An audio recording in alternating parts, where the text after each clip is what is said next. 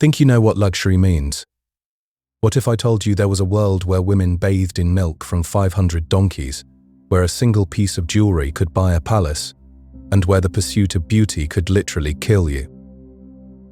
In ancient Rome, the most legally restricted women somehow lived lives of extraordinary excess that would make modern billionaires jealous. They couldn't vote, couldn't own property without jumping through hoops, couldn't even represent themselves in court. Yet they controlled fortunes, commanded armies of servants, and walked through marble halls wearing fabrics that cost more than most people earned in a lifetime. How is this possible? How did women with almost no legal rights live in such incredible luxury? The answer will challenge everything you think you know about power, beauty, and what it really means to live well. The truth is stranger, more complex, and more troubling than you could imagine. In this video, we'll explore the hidden world of Roman women's luxury and discover what it really cost. If you like these videos, I would appreciate if you clicked like or subscribed, as it's important for the channel and it helps others find it too. Just like you did. Thank you. Now, let's get started. There's something almost magical about stepping into the world of ancient Rome, not through the stories of emperors and battles we usually hear, but through the quiet morning rituals of a woman named Julia. She's 20 years old, and she's waking up in a villa where sunlight filters through silk curtains that cost more than a soldier's yearly wages. The air smells like roses and frankincense, and beneath her feet there's a mosaic so detailed you can count every feather on a painted peacock's tail. Julia can't vote, can't hold office, can't even speak for herself in court. Her father arranged her marriage when she was 14. Yet this morning, 3 women will spend 4 hours just preparing her face. She owns more jewelry than most modern museums possess. Her bath water comes from a sophisticated heating system, scented with oils from Egypt. Her breakfast includes delicacies from 3 different continents. This is the strange contradiction that lived at the heart of Roman women's existence. Legal restrictions that would seem impossible today, paired with access to luxury that would humble contemporary billionaires. It's a puzzle that makes you wonder, how did women navigate a world that both confined them and showered them with extraordinary wealth? The answer begins with understanding what the Roman Empire truly was at its peak. Between the years 100 and 200, Rome controlled territory stretching from Britain to Egypt, from Spain to Mesopotamia. This wasn't just political control, it was economic domination, on a scale the world had rarely witnessed. Trade routes connected Rome to Persia, to India, to China itself. Ships crossed the Mediterranean carrying silk, spices, precious stones, exotic animals, rare woods, perfumes, luxuries beyond imagination. All of this wealth flowed into Rome, like rivers converging into an ocean. But here's what most people don't realize. This wealth didn't just enrich the empire, it transformed what it meant to live well, especially for elite women. Roman society had this concept called cultus. There's no perfect English translation, but it covered makeup, perfume, jewelry, clothing, grooming, everything that went into personal presentation. For wealthy Roman women, cultus wasn't vanity, it was power, it was identity. It was one of the few areas where women could express autonomy, where they could control something in a world that legally controlled them. Picture yourself walking down the Via Sacra, the sacred way, the most important street in the entire empire. Temples line the road, crowds bustle, merchants shout. Then you see her, a wealthy Roman matron carried in a golden litter by 6 men. The woman captures your attention completely. Her skin glows almost white, painted with preparations that took hours to apply. Her hair rises in elaborate curls, held with pins of ivory and gold. Around her neck, emeralds the size of grapes, imported from Egypt. Her earrings are shaped like tiny boats, crafted from gold, so pure it glows in sunlight. Pearls dangle from them, pearls that traveled all the way from the Persian Gulf. 3 gold bracelets spiral around her wrist like snakes. She wears 16 rings, 1 on every finger except the middle. each set with different precious stones. Her dress is dyed with Tyrian purple, a color so expensive it literally cost more than gold by weight. As she passes, heavy sweet perfume fills the air, masking the smell of the lead-based makeup covering her face. This woman isn't unusual. Among the patrician class, the old aristocratic families, this level of adornment was expected, required, even. It announced who you were, where you belonged, what connections you possessed. Appearing in public without jewelry was unthinkable for a woman of status, like showing up to an important modern event in pajamas. There were real women who lived this life, women whose names echo through history, not because they held official power, but because their luxury, their influence, their complexity were impossible to ignore. Take Poppaea Sabina, wife of Emperor Nero. You might not know her name, but her bathing habits became legendary. Ancient sources tell us she traveled with an entourage that included 500 donkeys.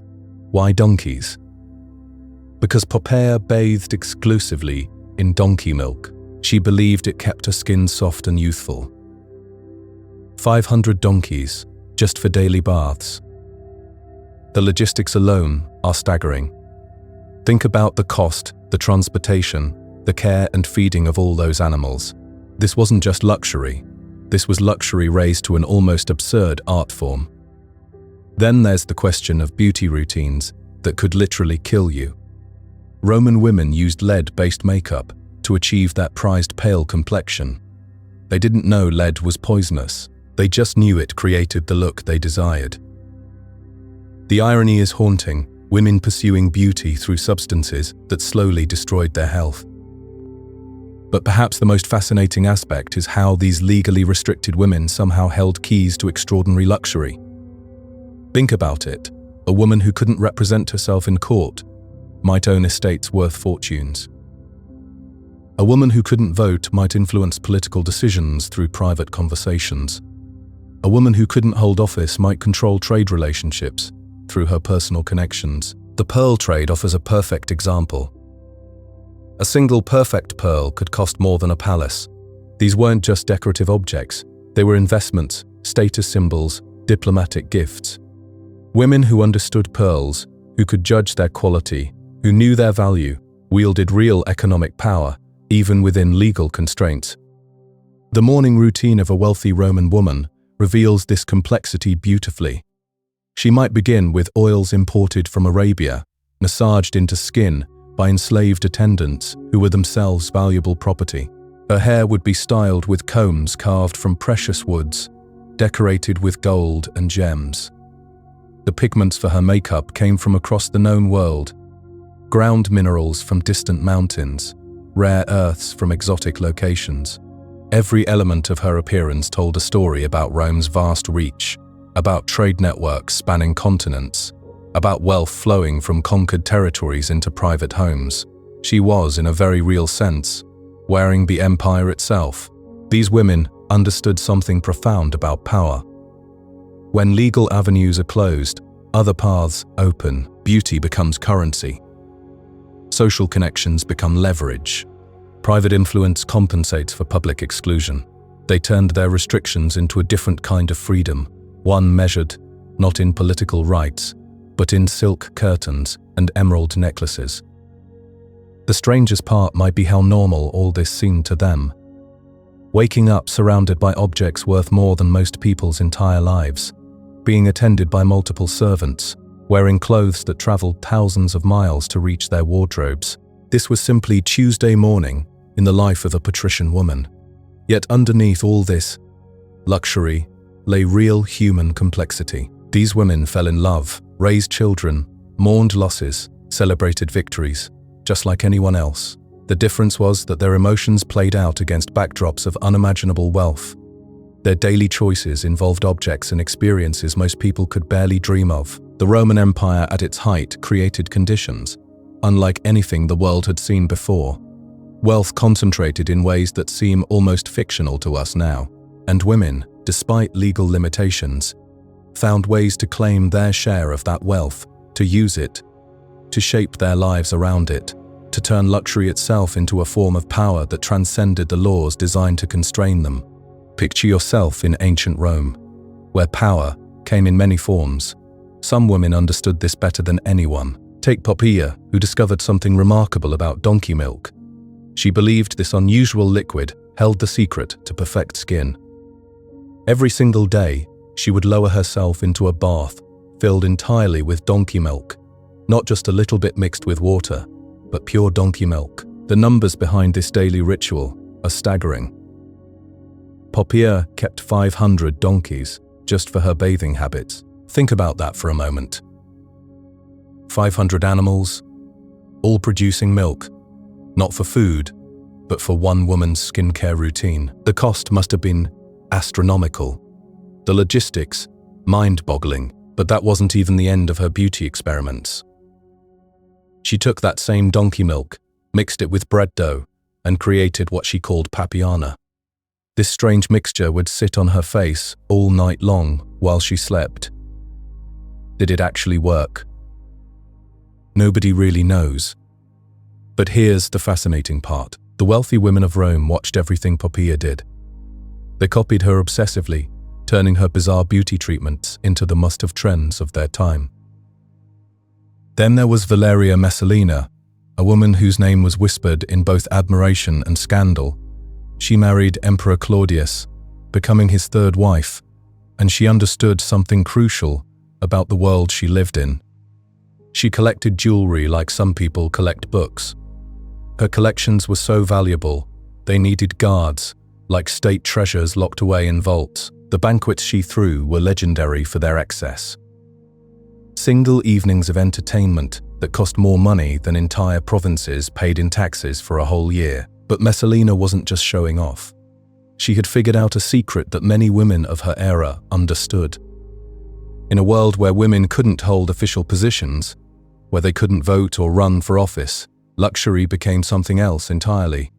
It became currency. With the right jewelry, the right clothes, the right display of wealth, a woman could buy influence. She could command attention. She could earn respect. And yes, she could inspire fear. These weren't just pretty decorations, they were tools of power. Julia Donna lived a bit later, in the late 2nd and early 3rd centuries. She was married to Emperor Septimius Severus, but she was so much more than just another emperor's wife. Julia was educated, deeply interested in philosophy, engaged with the intellectual currents of her time. Eventually, she earned a title that was almost unheard of for women: Mother of the Senate and the Fatherland. But even Julia, brilliant and accomplished as she was, understood presentation. Every portrait of her shows elaborate jewelry, hair styled in the absolute latest fashion. She knew that looking the part was essential to being taken seriously. Appearance and intellect had to work together. Now here's where the story gets really interesting. Not everyone in Rome celebrated this luxury. In fact, there were laws, actual legislation, designed specifically to control how much women could spend on beautiful things. The most famous was called the Oppian Law, passed in 215 before the Common Era. This was during some of Rome's darkest days. Hannibal was devastating Italy during the Second Punic War. The state was desperate for money, for resources, for anything that could help them survive. So they looked at women's luxury and said, enough. The law restricted how much gold women could own. It limited their colorful clothing. It even forbade them from riding in carriages within city limits. The reasoning seemed logical at the time. The state needed every coin for the war effort. Luxury was wasteful, distracting, maybe even unpatriotic. But wars don't last forever. 20 years later, in 195 before the Common Era, everything had changed. The war was over.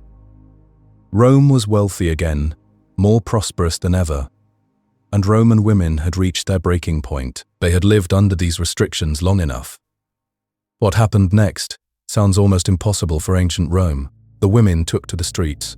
They organized, they protested, they filled the forum with their voices. They blocked streets, disrupted daily life, demanded change.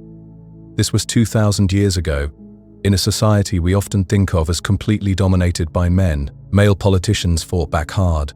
Cato the Elder, one of Rome's most famous speakers, gave passionate speeches against the women. He warned that allowing women too much luxury would lead to moral decay, to the collapse of traditional values, to chaos. But the women didn't give up. They persisted, and something remarkable happened. They won. Boeotian law was completely repealed. Women could once again wear their jewelry without legal limits, dress in colorful clothes, display their status and identity however they chose. Think about what this means. 2,000 years ago, in a world that officially denied women so many rights, they organized successful political action. They changed legislation through public pressure. Why did this matter so much to them? Why did this matter so much to them? Because luxury wasn't just about pretty things. It was about power, identity, respect. All of this reveals something fascinating about Roman women and their relationship with beautiful objects. It wasn't simple. It wasn't just about vanity or showing off. These women were navigating a complex world where they had to find power wherever they could. They couldn't vote, they couldn't hold office, but they could command attention through presentation. The extravagance that sometimes shocked even their own contemporaries was actually a form of resistance, a way of claiming space in a world that officially denied them so much. They were active participants in their culture, using every tool available to them. Picture this scene as you settle into sleep tonight. A Roman woman walking through marble halls, adorned in gold and silk and precious stones. She cannot participate in government.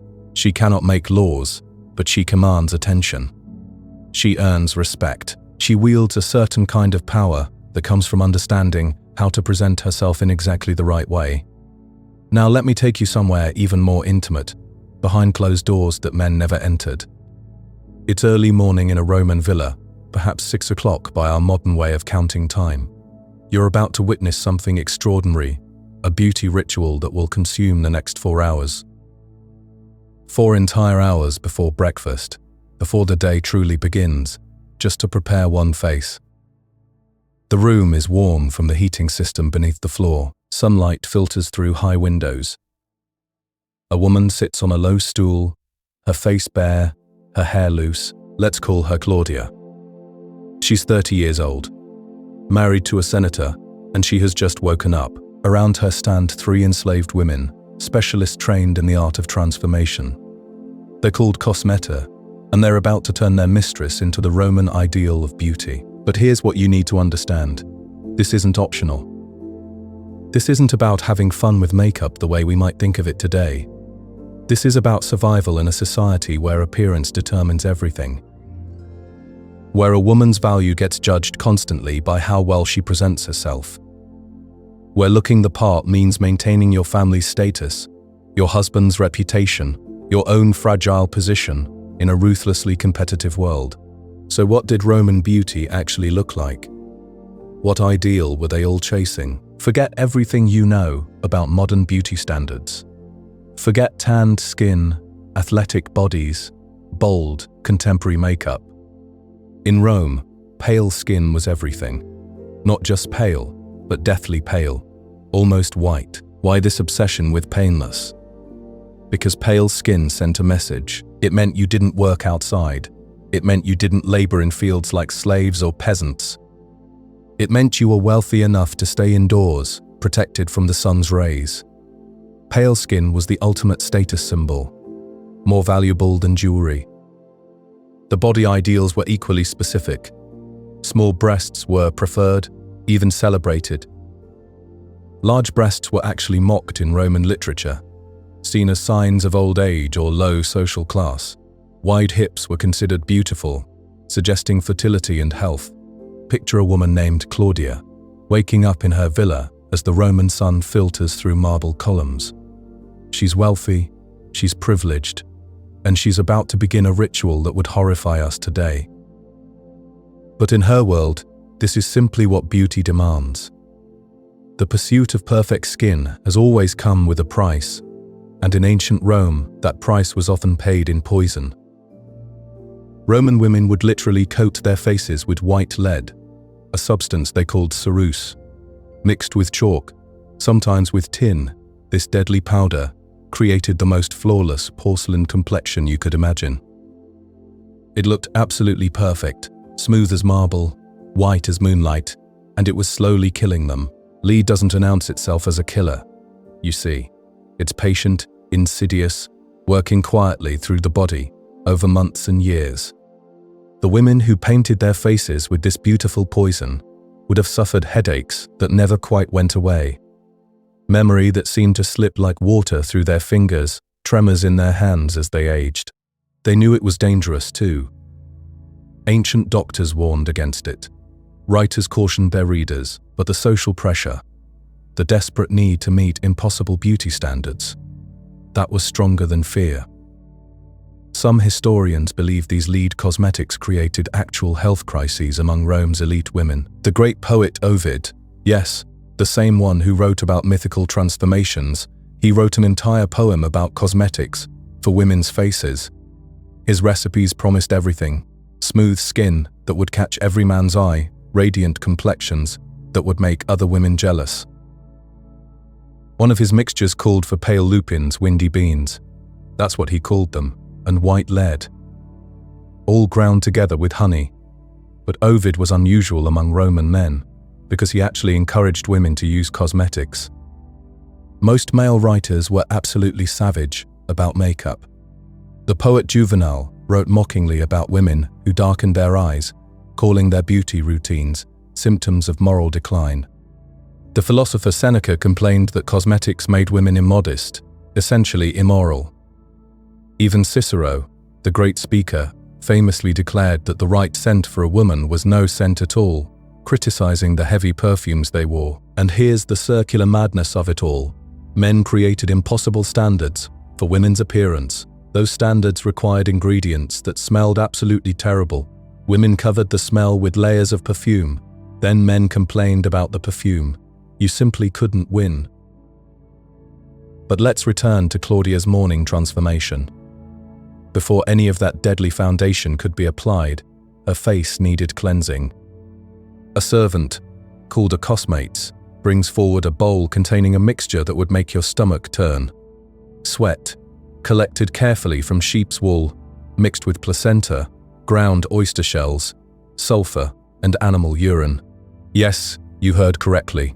This was the face mask that wealthy Roman women applied to achieve smooth, blemish-free skin. If you were poor, you couldn't even afford these horrifying ingredients. Claudia sits perfectly still as this foul-smelling paste is spread across her face. The smell is absolutely terrible, which explains why she'll later drench herself in perfume, layer upon layer, trying to mask the lingering odor. The mask dries for perhaps 30 minutes, while her servants prepare the next stage of this elaborate ritual. During this time, Claudia cannot speak much, cannot smile, because the mask would crack. She simply waits, motionless, while her natural face disappears beneath what society demands she should look like. Beauty standards have always been strange, cultural things, haven't they? In Rome, pale skin meant you were wealthy enough to stay indoors. Dark skin suggested you worked in the fields like a slave. Wide hips were considered desirable, suggesting fertility and health. A full belly was attractive, showing you were well-fed, prosperous. It's fascinating how these ideals shift like sand through time, completely tied to their moment and place in history. Once that terrible mask is removed, washed away with water, and patted dry with soft linen, the real artistry begins. The foundation, that deadly white lead mixture, is thinned with water until it reaches perfect consistency. Using flat spatulas, or sometimes just fingertips, the cosmate begins applying it to Claudia's face, slowly, carefully, building up layers like an artist painting a canvas. The goal isn't enhancement, it's complete coverage. An even white surface that hides any natural skin tone, any imperfections, any hint that there's a real human face underneath. This process alone takes an hour, maybe more. Roman women loved dramatic eyes, dark, lined, exotic looking. The primary material was kohl, a practice inherited from Egyptian beauty traditions. When Cleopatra visited Rome in 46 before the Common Era, she brought the smoky eye with her, and Roman women embraced it with enthusiasm. But kohl came in different qualities, different prices. The wealthy used antimony, a metallic element ground into fine powder. Poor women scraped soot from oil lamps, easily accessible but less prestigious. The absolute elite might use saffron, yes, that expensive spice, mixed with other ingredients as eyeliner. Only in Rome would someone paint their eyes with something worth more than gold. The application required incredible precision. Using thin sticks or needles, the cosmates would line Claudia's eyes, creating definition, making them appear larger, more luminous. Sometimes the eyebrows were darkened too, shaped and defined with careful strokes. The goal wasn't natural beauty, it was impact, designed to be striking across a crowded room, more like stage makeup than anything we'd recognize today. And then there were the lips, painted red as a sign of youth and vitality. But the ingredients, they would make you shudder: bromine, crushed beetles, literally, insects ground into paste, beeswax for consistency, henna for color. And for the truly wealthy who could afford imports, red lead again, this time for the mouth. This was particularly dangerous, since lip color would inevitably be ingested, swallowed bit by bit throughout the day. These women were poisoning themselves slowly, knowingly, for the sake of beauty. For the cheeks, to create that flush of health and vitality, Roman women had several options.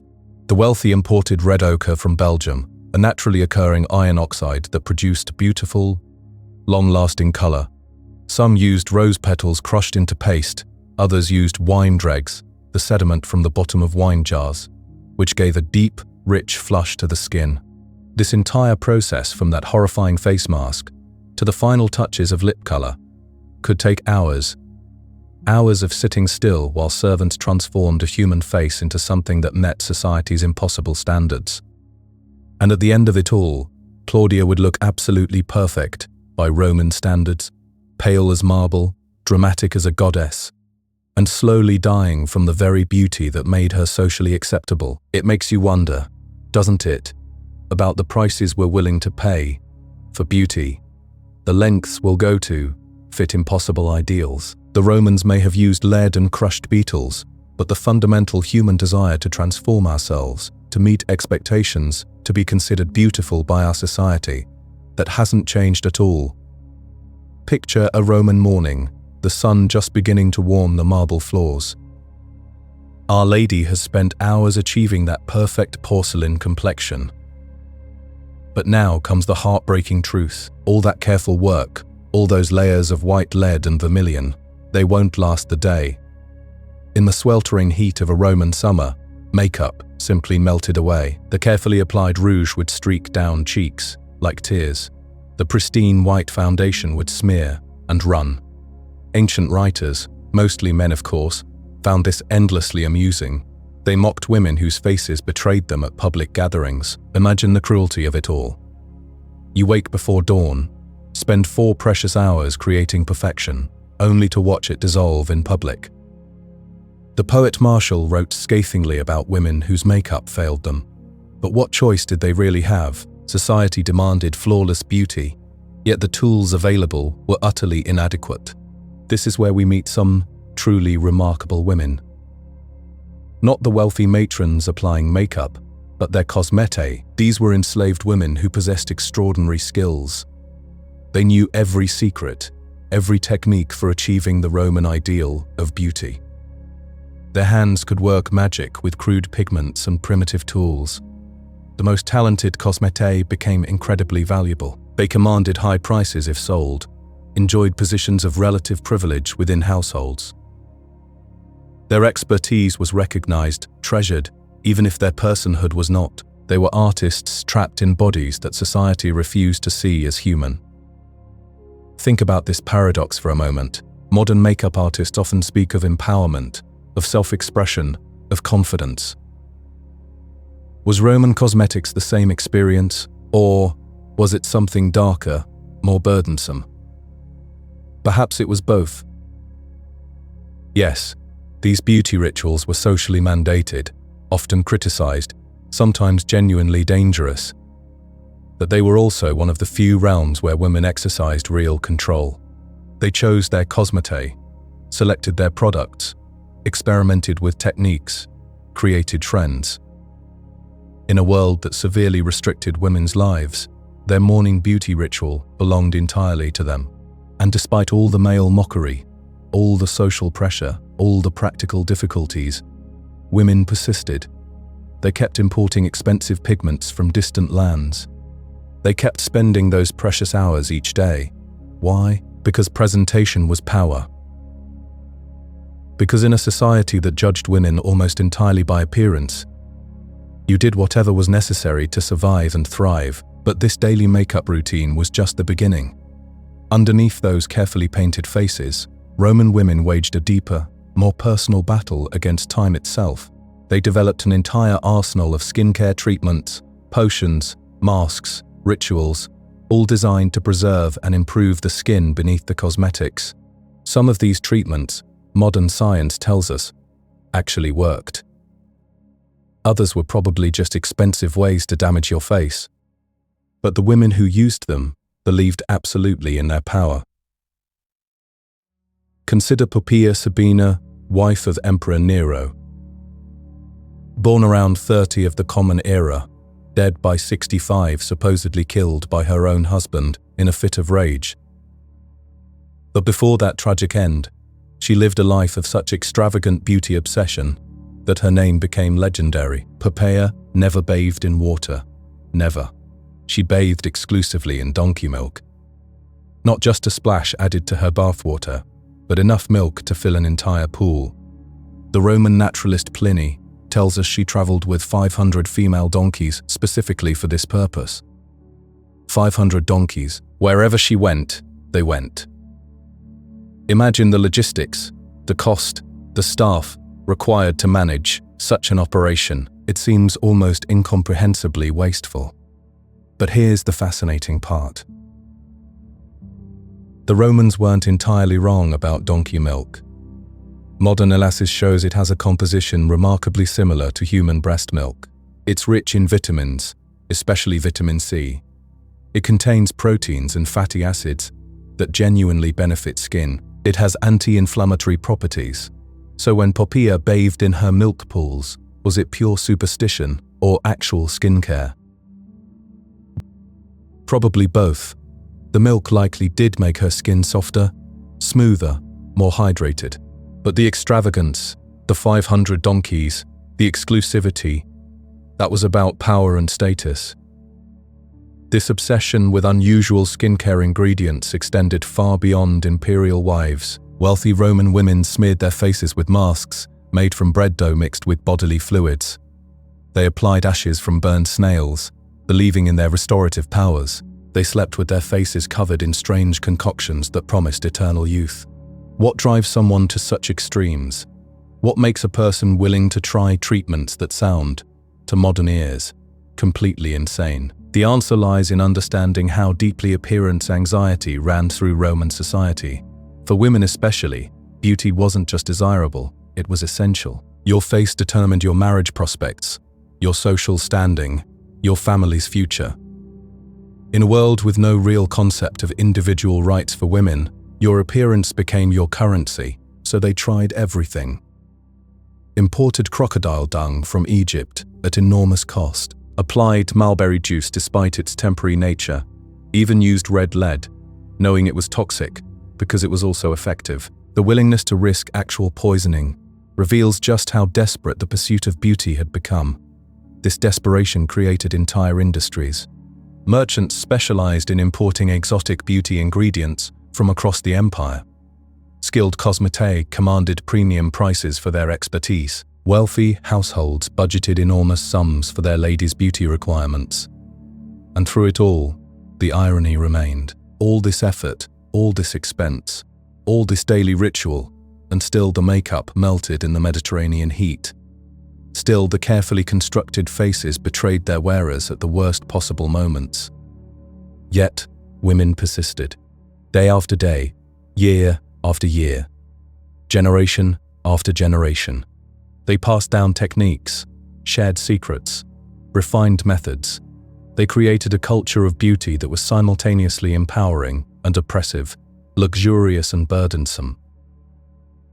Perhaps that's the most human part of this ancient story, the willingness to continue hoping, continue trying, continue investing time and resources in the pursuit of an impossible standard. It speaks to something deeply universal about the human experience. The pursuit of beauty, the fear of aging, the desire to present our best face to the world, these impulses transcend time and culture. The tools change, the techniques evolve, but the fundamental human longing remains constant. In those pre-dawn hours, as Roman women prepared for another day of maintaining impossible standards, they were doing something profoundly familiar. They were hoping that today, maybe today, everything would stay perfectly in place. In ancient Rome, beauty was power, and power required sacrifice. Women understood this equation perfectly, even when it meant enduring discomfort that would seem unthinkable today. Imagine, if you will, lying down for the night with thick, sticky bread dough smeared across your face, feeling it pull and tighten as you tried to sleep. This was Poppeia's famous face mask, a mixture that became legendary throughout the empire. She was the wife of Emperor Nero, a woman who turned luxury into an art form. Her recipe combined donkey milk, that precious liquid she also bathed in, with the finest wheat flour, ground from grain, so pure it was almost white as powder. The wealthy women of Rome copied everything Poppaea did, desperate to capture even a fraction of her beauty secrets. They called this mask preparation by her name, as if speaking it might transfer some of her legendary allure to their own faces. The poor women, watching from the margins of society, created their own versions using cheaper ingredients, but everyone knew these substitutes could never match the prestige of the authentic formula.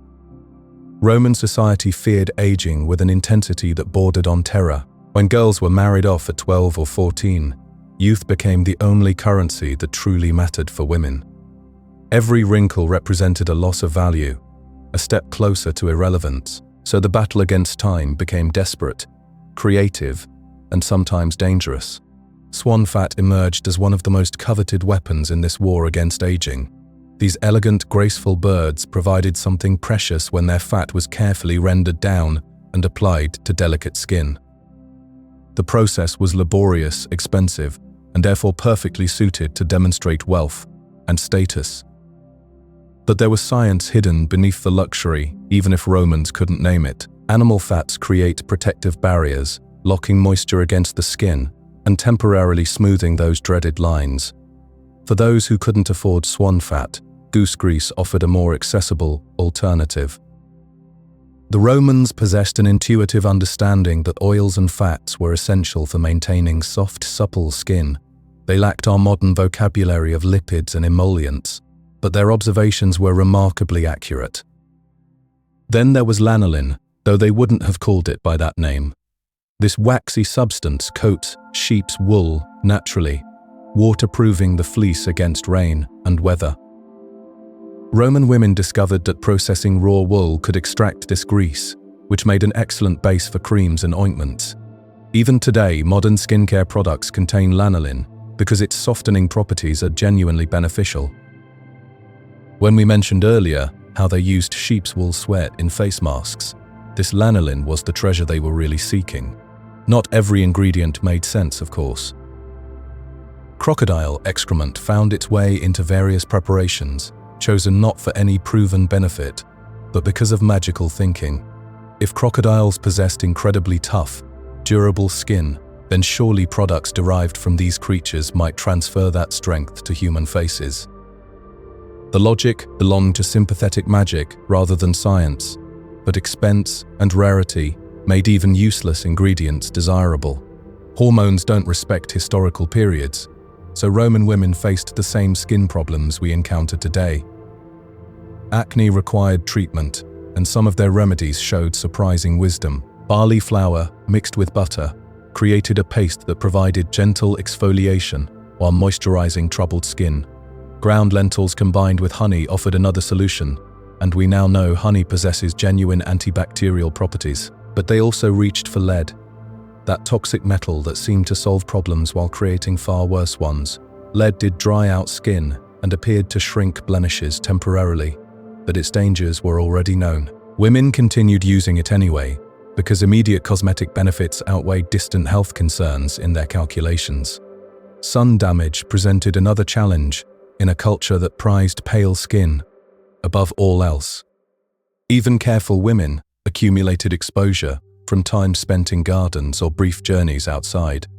Their solution involved burning snails and using the resulting ashes, which sounds bizarre until you consider that modern high-end products now incorporate snails. The Romans weren't using fresh secretions, but their instinct that snails offered something beneficial wasn't entirely wrong.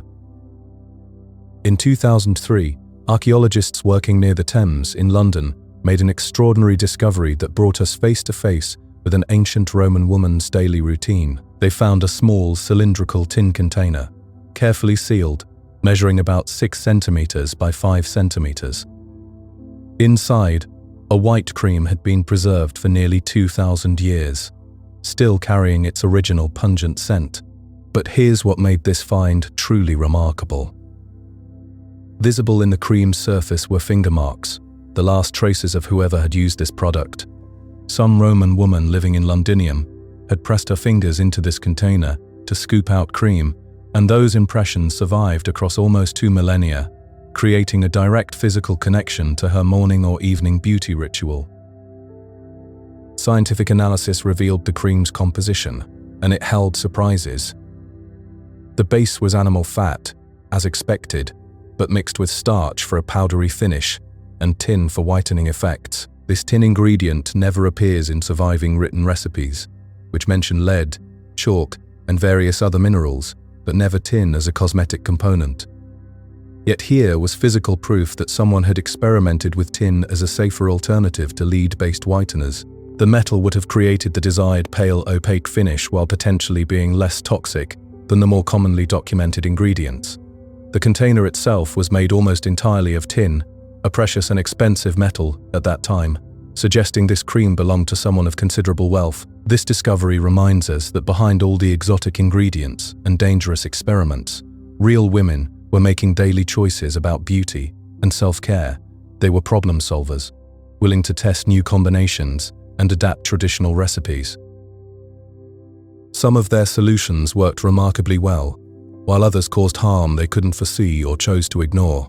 Picture a small tin of ancient cream, discovered in the ruins of a Roman temple, still bearing the fingerprint marks of whoever last used it 2,000 years ago. This wasn't some everyday product, tossed carelessly aside.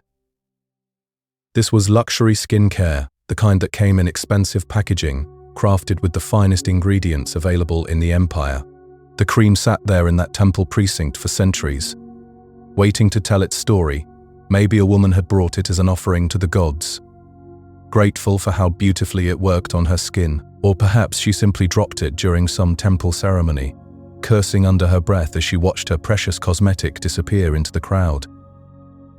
What strikes you about this discovery is how it opens a window into something we rarely get to see: the daily beauty routines of Roman women, passed down through generations like family secrets.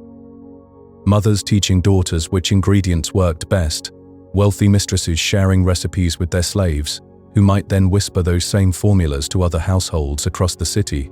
This was an entire economy of beauty knowledge, mostly invisible to us now, because it belonged to women. They spoke about it quietly, practiced it privately, rarely bothered to write it down. The male authors who filled Roman libraries with their grand histories and philosophical treatises, they had little interest in documenting face creams and hair treatments. When these writers did mention women's beauty practices, you could practically hear them rolling their eyes. Pliny the Elder, that great chronicler of natural history, would describe cosmetic ingredients in careful detail, then add his own disapproving commentary. He wrote about women washing their faces 700 times daily with donkey milk, trying to prevent wrinkles and preserve their pale complexions. 700 times, he emphasized, as if the number itself was scandalous. Was he exaggerating? Almost certainly. But his exaggeration reveals something deeper. A real anxiety about how much time and money women spent on their appearance, how seriously they took the business of looking beautiful. The women, meanwhile, completely ignored the criticism and kept experimenting. They discovered that mint made excellent face masks, something we still appreciate today for its cooling properties. They used eggs in their skincare routines, rich in proteins that modern cosmetics still advertise. Olive oil became their moisturizer of choice, and any dermatologist today would approve of that decision. Almond oil, full of vitamin E, soothed their skin. Frankincense, that precious resin that traveled all the way from Arabia, turned out to have genuine anti-inflammatory properties that modern research has confirmed. Their instincts about what worked, what felt good, what actually helped their skin, these were often remarkably sophisticated.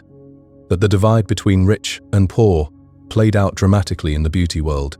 Wealthy women could afford imported ingredients, professional cosmeticians who knew the latest techniques from across the empire.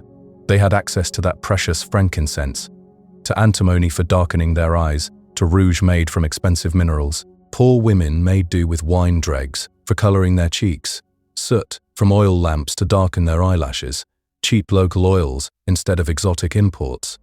The desire to be beautiful crossed every social class, but the tools available to achieve it varied dramatically depending on your family's wealth.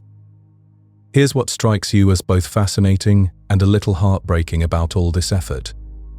Despite the hours spent mixing creams, despite the elaborate treatments applied religiously every morning and evening, Roman women still aged. Wrinkles appeared anyway. Skin still showed the effects of time and sun and worry. The treatments might slow the process, might provide temporary improvements, might help maintain a youthful appearance a little longer, but they couldn't stop time itself. And yet, generation after generation, women kept trying, kept hoping, kept applying their carefully prepared potions and masks. Was this simple vanity? Or something more complex, more necessary for survival? Perhaps it was about maintaining control in a world that constantly measured women's worth by their appearance. Maybe it was about holding on to power, staying relevant, refusing to become invisible as they grew older. The answer probably includes all of these reasons and none of them, everything in between. It was simply the reality they lived in, and they navigated it with whatever creativity and persistence and hope they could muster. Even when their beauty arsenal included things like crocodile dung and burned snail ashes and dangerous metals that we now know was slowly poisoning them. But faces and skin were only part of the Roman beauty story. Above all of this, literally crowning their efforts, was hair. Roman women's relationship with their hair was intensely political, constantly changing, elaborately constructed. The hairstyles they created, the colors they achieved, the methods they used to build towering arrangements on top of their heads, this is where fashion became a form of communication. If you thought skincare was complicated, hair was where things became truly dramatic.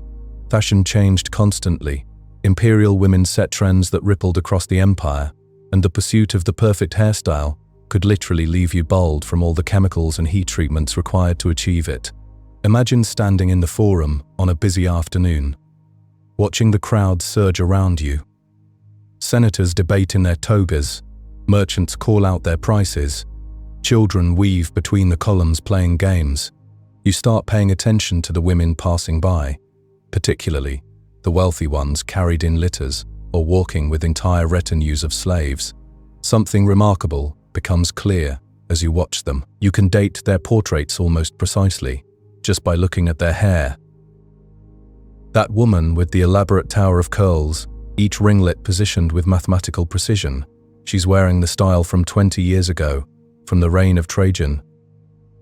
The younger woman with waves pulled back and braids coiled around her head like a crown. That's this year's fashion, popularized by the current empress. Hair in Rome was never just hair. It was a statement, a political declaration, a way of signaling loyalty and status and sophistication without speaking a single word. The politics of hairstyles were surprisingly intense, surprisingly important to the functioning of the empire itself. When a new emperor took power, when a new empress was crowned, and her portrait appeared on coins throughout the empire. Her hairstyle became the template. Within months, wealthy women from Britain to Egypt would be copying it, hiring hairdressers who could recreate those imperial waves and curls. Portrait sculptors found themselves with a strange new job, literally recurving the hair on existing marble statues to keep them current with fashion. They would chisel away the old hairstyle and carve a new one, updating decades-old portraits to match contemporary trends. This is how archaeologists date Roman sculptures today. They look at the hairstyle and can immediately place it in time. Flavian period curls, Antonine era waves, each as distinctive as a signature, each marking a specific moment in imperial history, when one woman's personal style became the standard for millions of others. Picture this scene from ancient Rome. A wealthy woman sits perfectly still while her slave works behind her for hours, building something that defies gravity itself. Layer by layer, curl by curl, a tower of hair rises from her forehead, 20 centimeters high, sometimes 30. This isn't just hairdressing, it's construction work. The slave, called an ornatrix, knows her craft like an architect, knows blueprints. Hidden inside this towering hairstyle, metal frames create the skeleton. Wool padding fills the gaps, sometimes mixed with hair bought from strangers. Countless pins hold everything together, each one placed with surgical precision. One careless movement, one wrong step, and the entire elaborate structure comes tumbling down. This wasn't some passing fad either. Julia, the daughter of Emperor Titus, wore her hair this way, and suddenly every woman with money wanted the same look. They called it the Flavian Tower, and the slaves who could build these hair monuments became incredibly valuable.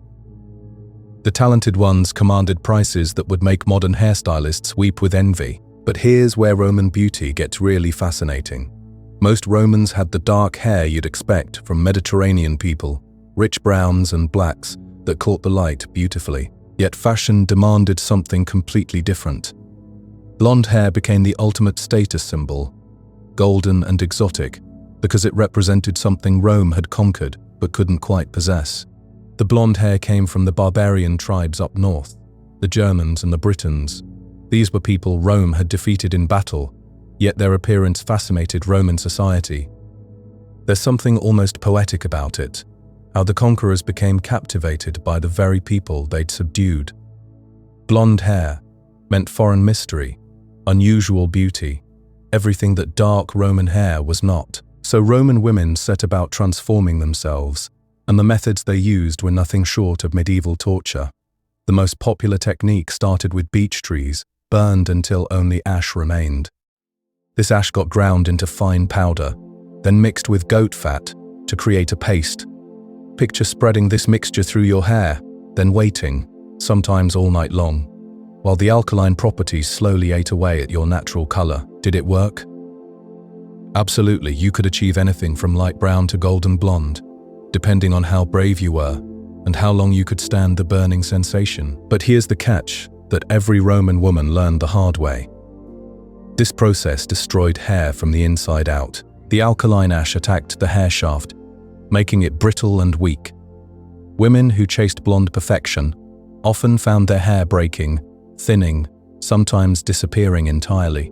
Baldness from overdying became such a common problem that Roman society had a name for it, a recognized condition that wealthy women whispered about in their private chambers. When the inevitable happened, when years of chemical treatments finally won the battle against nature, these women turned to an industry that was quietly becoming one of Rome's most profitable businesses.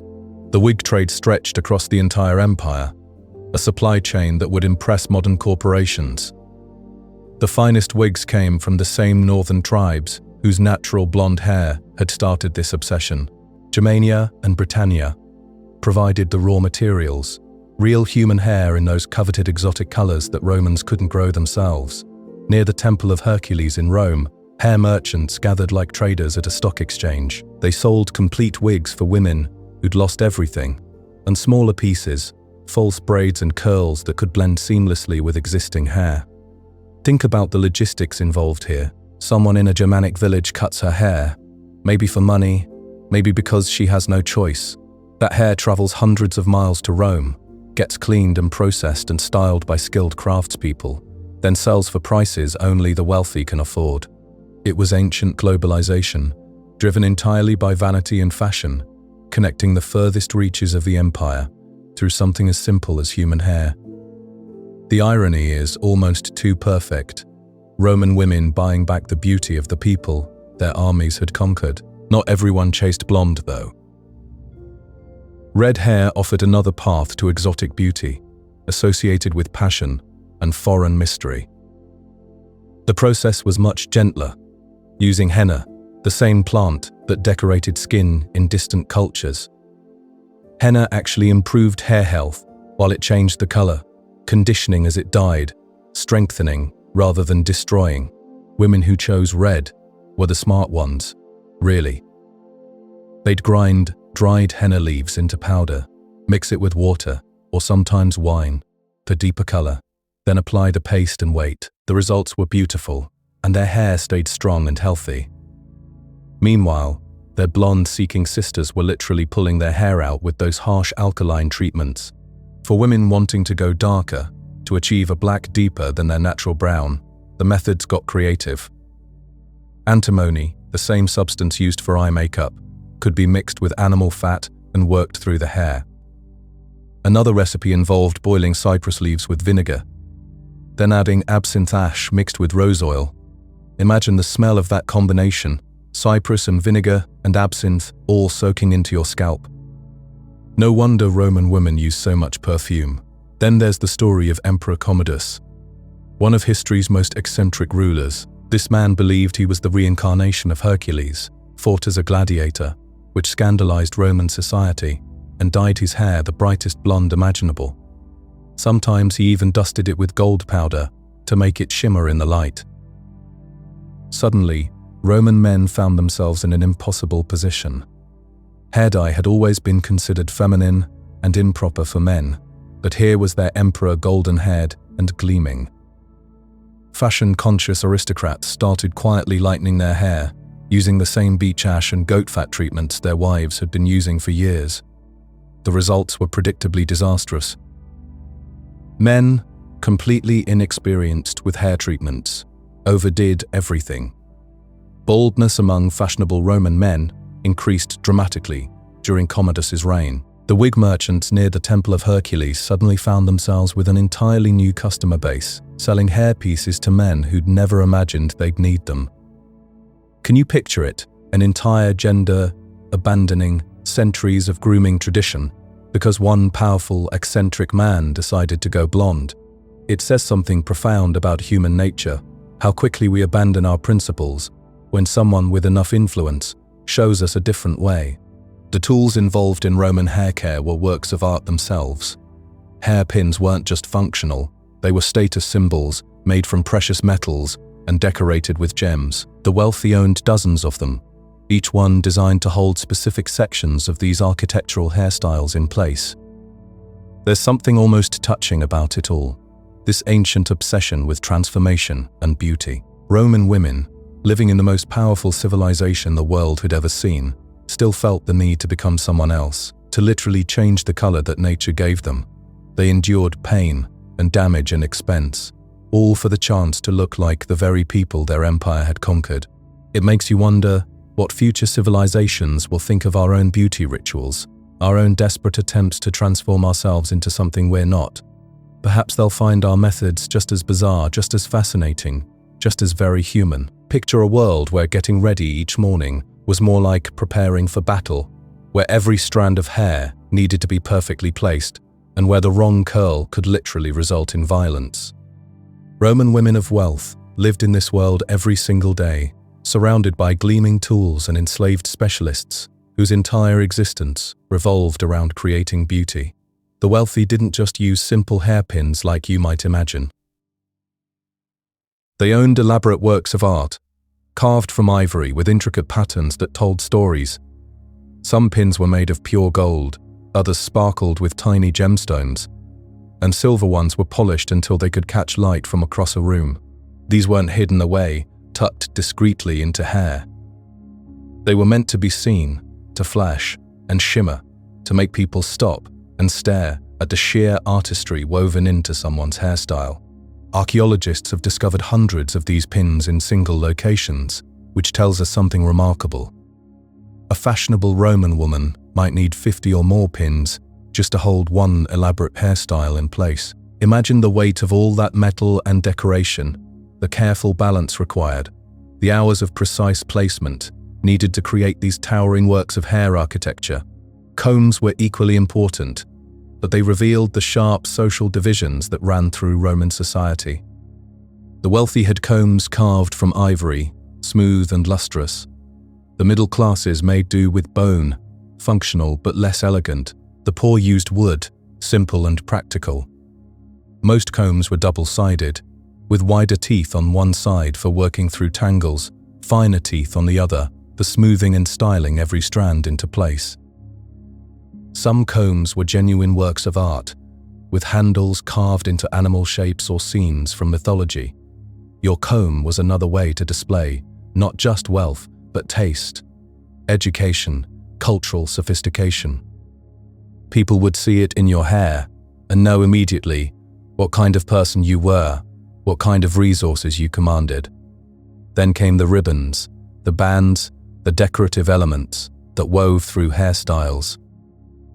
Like threads of light, silk ribbons for those who could afford such luxury, linen for most others. Sometimes craftsmen wove actual gold or silver thread into fabric, created specifically for hair decoration. The goal was always movement, catching light, drawing eyes upward to admire the crowning achievement of the hairstyle. But here's where the story gets darker, more complex. All of this beauty required professional help, and that help came from enslaved women called ornatrices, specialists who devoted their entire lives to creating perfect hair. These women woke before dawn, prepared their tools, heated metal styling rods if curls were needed that day, mixed hair dyes if coloring was scheduled, carefully laid out pins and combs and accessories in perfect order. Then came hours of painstaking work. Washing hair, drying it, applying treatments, styling every strand, placing each pin with precision, adjusting, perfecting, creating something that would last through an entire day of social appearances. A truly skilled ornatrix was incredibly valuable because she could make or break her mistress's appearance and, by extension, her entire social standing. But this relationship was filled with tension, fear, and violence. Roman writers tell us about mistresses beating their hairdressers when styles went wrong, when a pin was placed incorrectly, when a curl fell flat or refused to hold its shape. The poet Ovid actually felt compelled to warn women not to torture their hairdressers, not to stab them with pins or strike them when frustrated. The fact that he had to give this warning tells us it was happening regularly, casually, as part of daily routine. Think about the psychological pressure on these enslaved women. Your entire day, every day, revolves around creating perfect hair.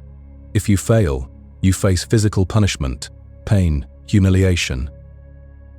If you succeed, well, that's just what's expected. There's no reward, no recognition, only the temporary absence of violence. Success meant nothing. Failure meant everything. Roman beauty standards demanded something that seems almost impossible to maintain: smooth, completely hairless bodies below the neck. Any visible body hair on women was considered deeply unattractive, lower class, barbaric. So women removed it, using methods that were numerous and almost universally painful. Plucking was common, using bronze or iron tweezers, going hair by hair across entire legs, arms, underarms. Can you imagine the time this required? The constant discomfort, but it was done regularly, religiously, as part of basic grooming routines that no respectable woman could skip. More aggressive methods involved pumice stones, rough volcanic rock that could be rubbed against skin to literally sand away unwanted hair. This was effective, certainly, but comfortable? Absolutely not. This process essentially scraped away hair and probably quite a bit of skin along with it. That smooth skin was the goal, and pain was apparently just an acceptable price to pay for beauty. Some women used resin past, an early form of waxing, where heated resin or pitch would be spread on skin, allowed to cool slightly, then ripped off, pulling hair out by the roots. This is basically the same principle as modern waxing, though the materials were cruder and the process was probably far more traumatic than anything we experience today. What strikes you most when you really think about all of this? The sheer amount of time involved. Hours for makeup, hours for skincare, hours for hair. Add it all together, and wealthy Roman women were spending significant portions of their lives, cumulative weeks and months and years, on personal grooming and beauty maintenance. Was this really their choice? In some sense, yes. They participated willingly, demanded skilled slaves, purchased expensive products, followed trends with enthusiasm. But in another sense, absolutely not. Society demanded this of them. Their value, their status, their very identity as respectable Roman women of the elite class required perfect presentation at all times. Hair was not optional, not a personal preference or creative expression. It was mandatory. And the fashions changed constantly, relentlessly. What was considered perfect one year became outdated, even embarrassing the next. Keeping up required constant vigilance, enormous resources, skilled help that cost fortunes to maintain. But opting out wasn't really possible. Not if you wanted to maintain your social position, your family's reputation, your place in the only world you knew. So women conformed, adapted, followed trends set by empresses they might never meet in person, all to signal that yes, they belonged, they understood the rules, they could afford to play this exhausting, expensive game. All of this grooming, all of this beautification, all of these hours of daily preparation, they were ultimately in service of appearing in public, of being seen and judged, of displaying status in a society where appearance meant everything. And nothing displayed status quite like jewelry, the weight of gold on your body, the flash of gemstones catching sunlight, the careful accumulation of precious objects that represented not just wealth, but something far more precious: actual ownership.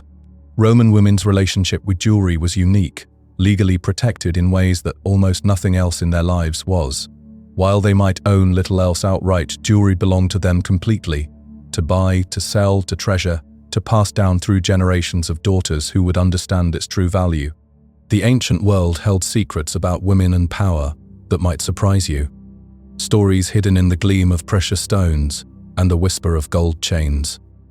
Picture this: a time when women couldn't cast votes, couldn't hold positions of authority, couldn't even speak for themselves in courts without a man by their side.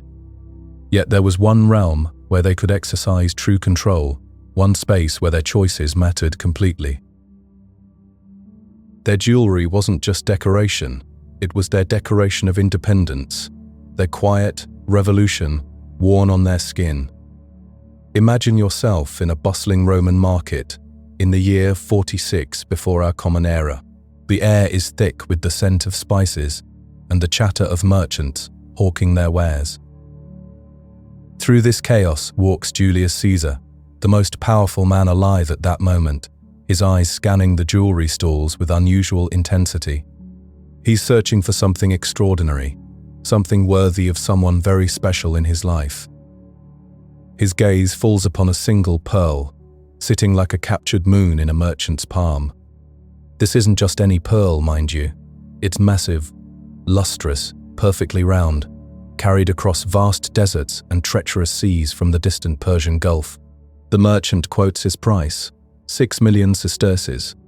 To understand just how staggering this amount was, consider that a Roman soldier earned about 900 sesterces for an entire year of service.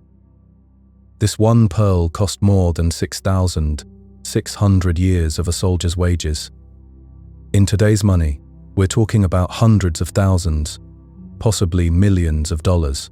For one pearl, Caesar doesn't even blink. He pays immediately because this pearl is destined for Servilia, the mother of Marcus Brutus. Yes, the very same Brutus who would later help orchestrate Caesar's assassination. The irony is almost too perfect, isn't it? Why such an outrageous gift? You might wonder. Whispers throughout Rome suggested Servilia was Caesar's lover, though the truth remains lost to history. What we do know is that this pearl became legendary, talked about in every corner of the empire, a symbol of ultimate luxury and Caesar's incredible wealth. But here's what makes this story even more fascinating. Servilia wasn't unusual in owning spectacular jewelry. She was unique only in receiving that particular pearl at that astronomical price. Wealthy Roman women routinely possessed jewelry collections worth absolute fortunes. The historian Pliny the Elder, writing his extensive natural history, complained bitterly about the rivers of gold flowing out of Rome to pay for pearls and precious stones. He saw it as nothing short of an economic catastrophe, wealth hemorrhaging from the empire to enrich foreign traders. And who did he blame for this crisis? Women and their insatiable appetite for beautiful things. Was old Pliny correct in his assessment? Well, partially. Rome did indeed spend enormous sums importing luxury goods from across the known world, but blaming women specifically was rather unfair. Considering men wore jewelry too, though perhaps less flamboyantly, the real truth was simpler. Rome had become so fantastically wealthy through conquest and trade that the elite found themselves with money beyond anything previous generations could have dreamed of, and jewelry, being portable, beautiful, and practically indestructible, became a natural target for all that excess wealth. Let's talk about pearls for a moment, because they held a special place in the Roman heart, the ultimate status symbol, the most coveted gemstone in the entire empire. These lustrous treasures came primarily from the dangerous waters of the Persian Gulf, requiring merchants to undertake long, perilous journeys by sea and land. They were rare, difficult to harvest, breathtakingly beautiful, and therefore worth their weight in gold, sometimes more. The finest pearls, the largest and most perfectly spherical, were reserved for the wealthiest women in the empire. But no one, absolutely no one, loved pearls quite like Emperor Caligula, this ruler who governed from 37 to 41 of the Common Era, and whose mental state historians still debate, was utterly obsessed with luxury and excess. He had slippers, ordinary shoes, decorated with pearls, some of the most expensive gemstones in the world, meant to be stepped on and walked upon. Can you imagine the casual waste, the deliberate extravagance? But that's not even the strangest part of Caligula's pearl obsession. According to ancient sources, he commissioned a pearl necklace for his favorite horse. His horse, Incitatus, was the animal's name, and Caligula apparently adored this creature so much that he planned to make it a consul, the highest political office in Rome. A pearl necklace for a horse. This is the level of absurd luxury we're exploring. Pearls were crafted into various types of jewelry.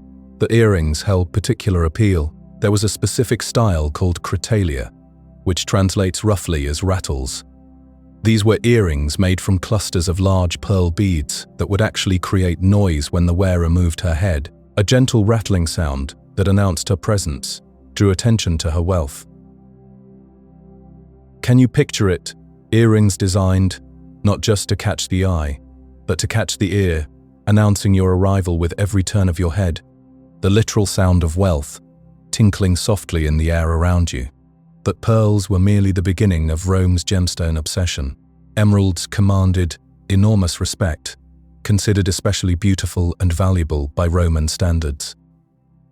The finest emeralds came from mines in the eastern desert of Upper Egypt, territories controlled by Rome, which gave Roman jewelers direct access to the source. These emeralds were typically left in their natural crystalline form, those long hexagonal prisms that nature creates, then carefully drilled and strung on gold chains to create necklaces, bracelets, and earrings. The green was so vivid, so unlike anything else available in the ancient world, that emeralds became synonymous with the highest luxury. Emperor Nero, remember him? Husband of the pearl and donkey milk-loving Poppaea, was so obsessed with emeralds that he supposedly watched gladiatorial games through a large emerald, using it like some kind of ancient lens. Whether this actually improved his vision or was simply an affectation of extreme wealth, we can't say for certain, but it tells you something about how precious these stones were. but an emperor would casually use one as a viewing device. Sapphires journeyed from the far reaches of southern Asia, requiring even longer and more treacherous trade routes than emeralds. Deep blue, sometimes touched with purple, they were less common than emeralds, but equally treasured. Their rarity made them all the more desirable, symbols of connections to distant, exotic lands that most Romans would never see. Amethysts, with their rich purple color, held special significance because purple was the imperial color, the shade of Tyrian dye, the most expensive dye in the entire world. Wearing purple amethyst was a way of aligning yourself with imperial prestige. Even if you had no actual connection to the imperial family, it was a subtle form of social climbing, worn right on your finger or around your neck. Garnets, those deep red stones that seemed to hold fire within them, were imported from Egypt and were common enough that even moderately wealthy women could afford them. They were often set in gold or silver and used in rings, bracelets, and brooches. Their accessibility made them popular, though no less beautiful for being relatively affordable. The variety was truly staggering when you consider it. Topaz, diamonds in their uncut form, which didn't yet sparkle like modern diamonds, because no one had learned to facet them properly.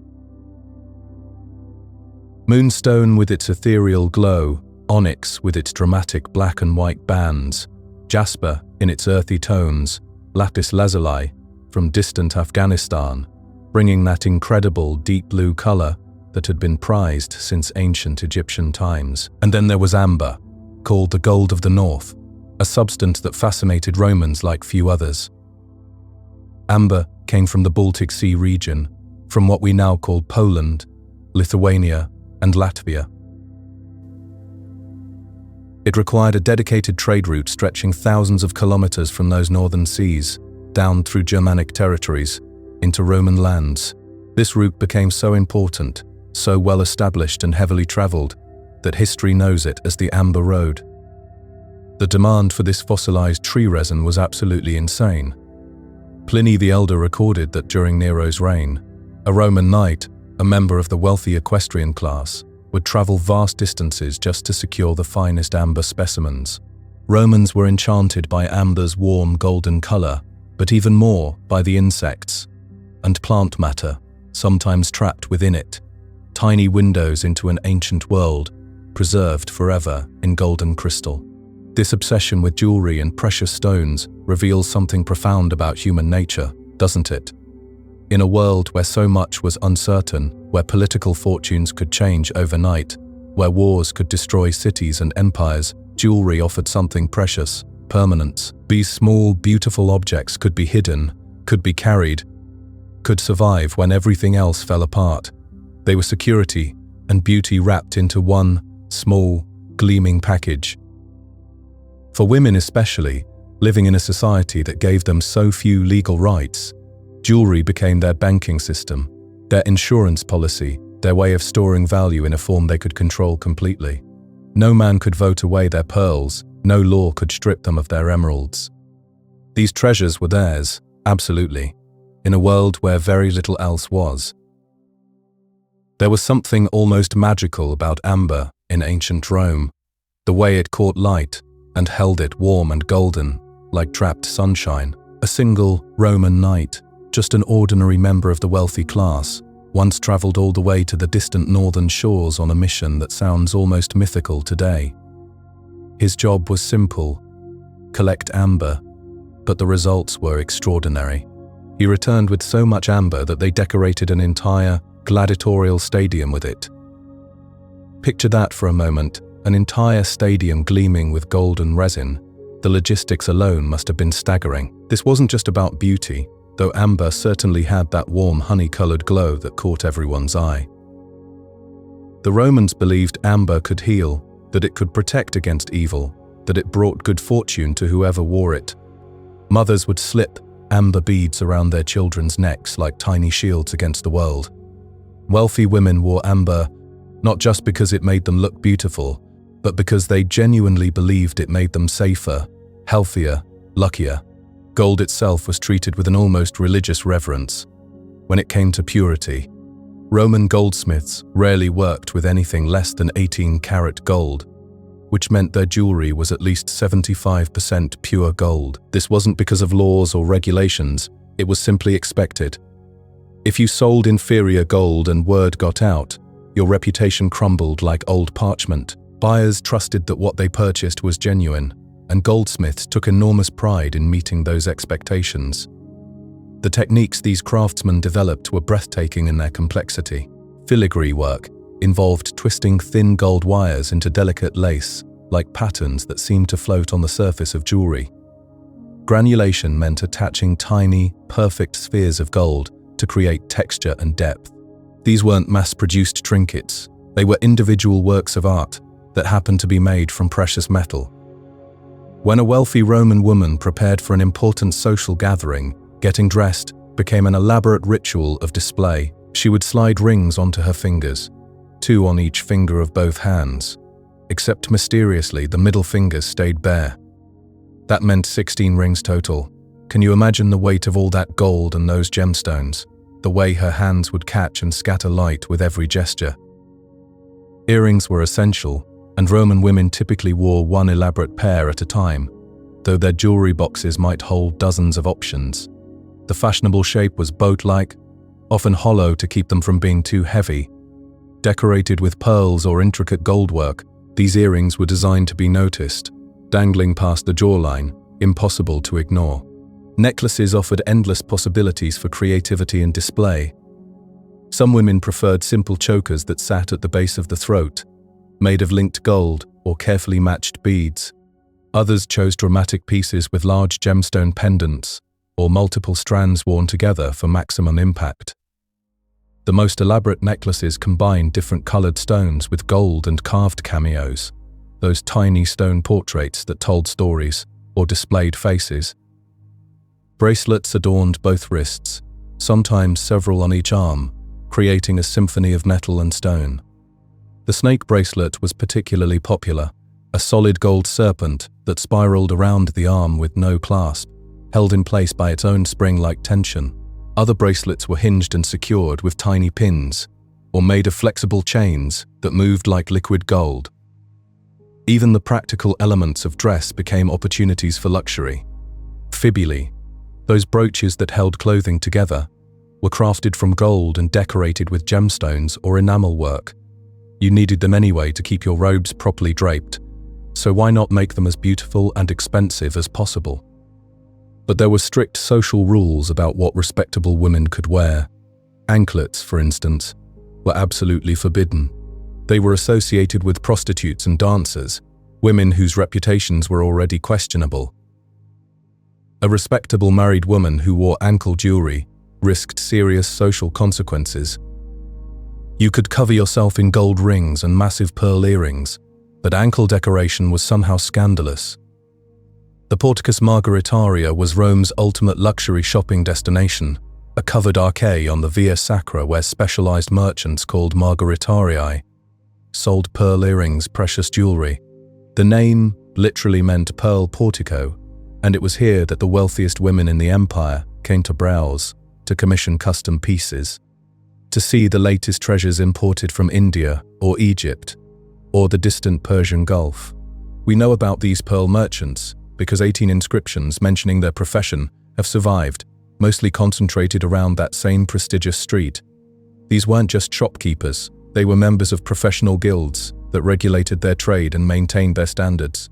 Being a Margaritarius was both prestigious and profitable. Your customers included empresses and senators' wives, the daughters of the most powerful families in the world. Women acquired their jewelry collections in various ways. Some pieces were inherited, passed down through generations like family heirloge that accumulated stories along with value. Others were gifts from fathers or husbands, though interestingly once given, the jewelry legally belonged to the woman completely. She could do whatever she pleased with it. And wealthy women also purchased pieces directly for themselves, building collections that reflected their personal taste and status. This wasn't just vanity or decoration. Jewelry served intensely practical purposes in a world very different from ours. Without modern banks or investment options, jewelry was one of the few ways women could store and protect wealth, portable treasure that could travel with them, and support them through uncertain times. Picture a woman in ancient Rome, standing before her jewelry collection, knowing that each piece represents something far more precious than beauty. These weren't just ornaments gathering dust on a table, they were her insurance policy, her bank account, her ticket to freedom in a world that offered women very few options. When financial disaster struck, and it struck often in those unpredictable times, a woman could reach for her golden bracelets, her silver earrings, her precious stones. She could turn beauty into survival, ornament into opportunity. The jewelry would find its way to merchants who understood value, who could transform crafted metal back into the coins that made life possible. This power, this ability to own something truly yours, was almost revolutionary. Roman law, which controlled so much of women's lives, specifically protected their right to jewelry. Think about that for a moment. In a society where women couldn't make most legal decisions, where they lived under the authority of fathers and husbands, jewelry stood as an island of independence. The social pressure around these sparkling treasures was intense, almost crushing.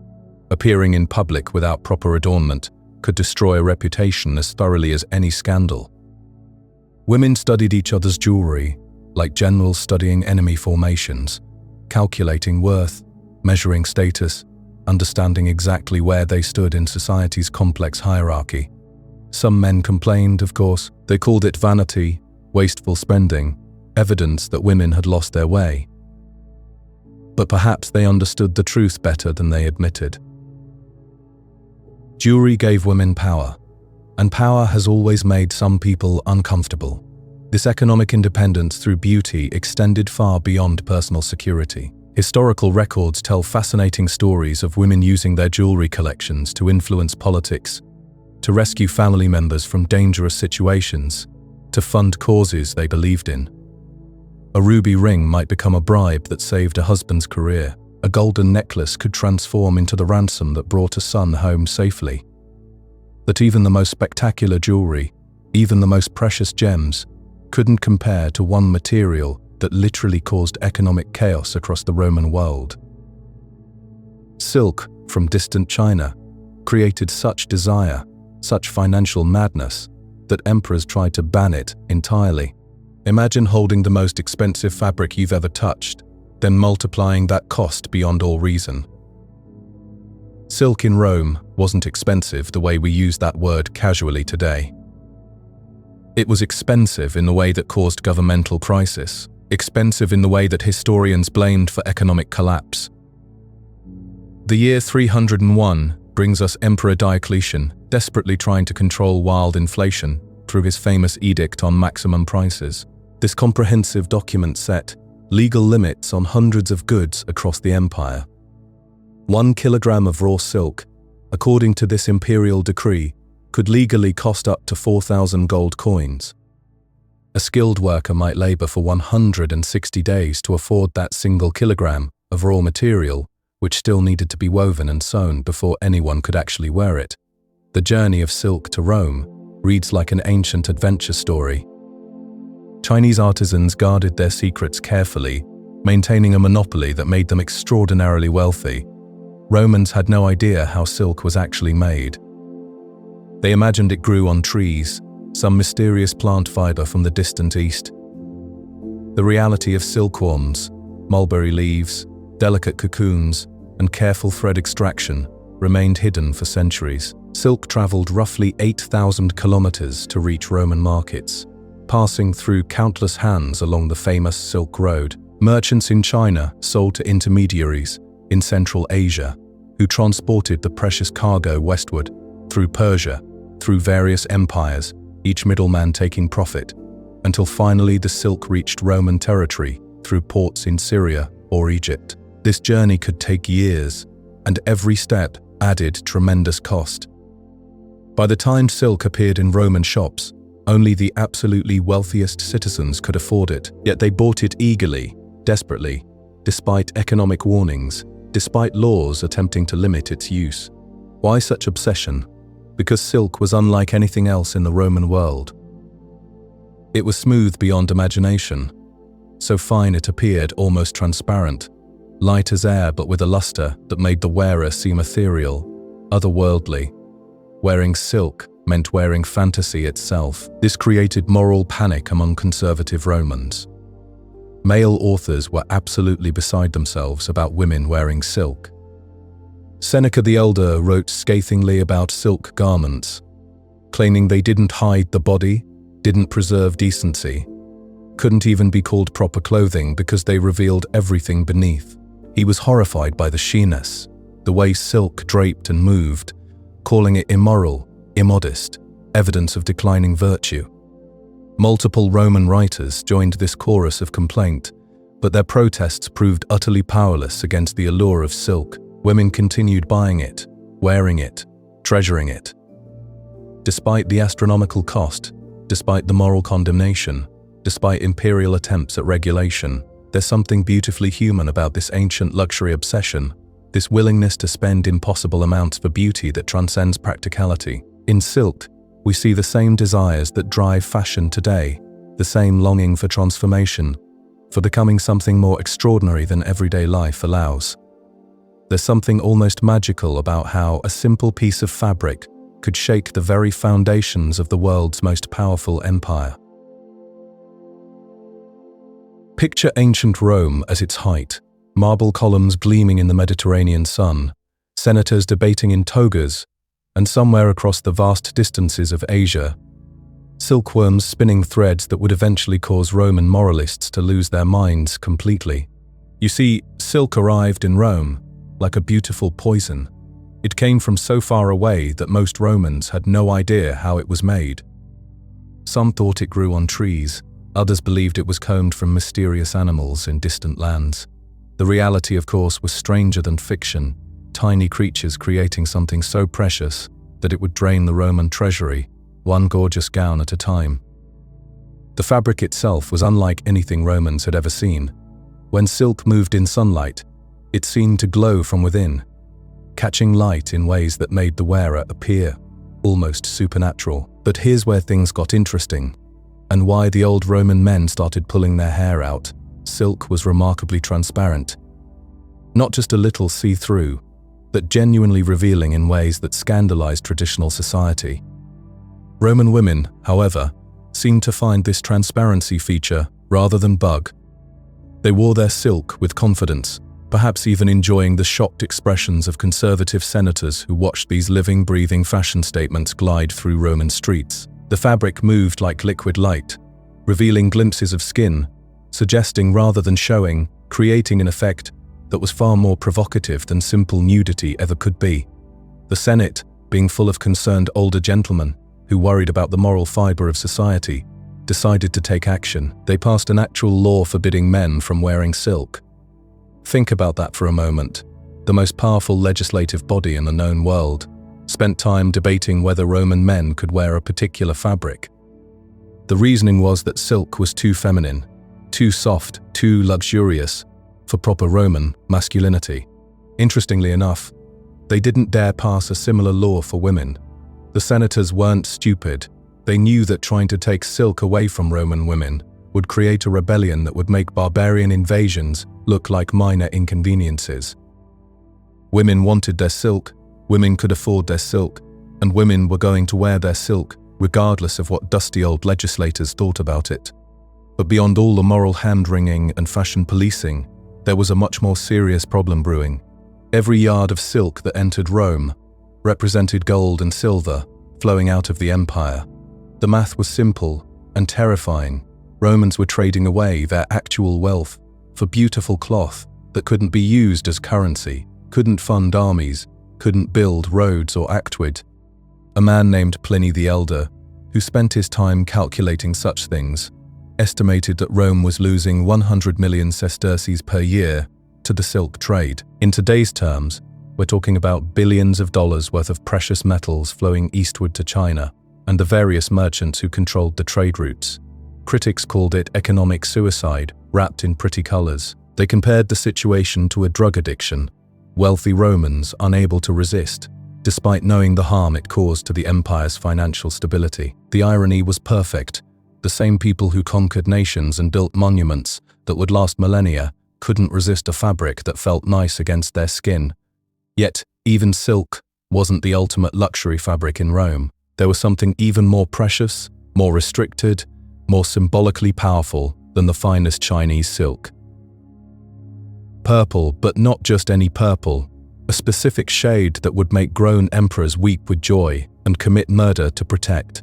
Tyrian purple got its name from the ancient Phoenician city of Tyre, where craftsmen had perfected a dyeing technique that was equal parts art, science, and torture.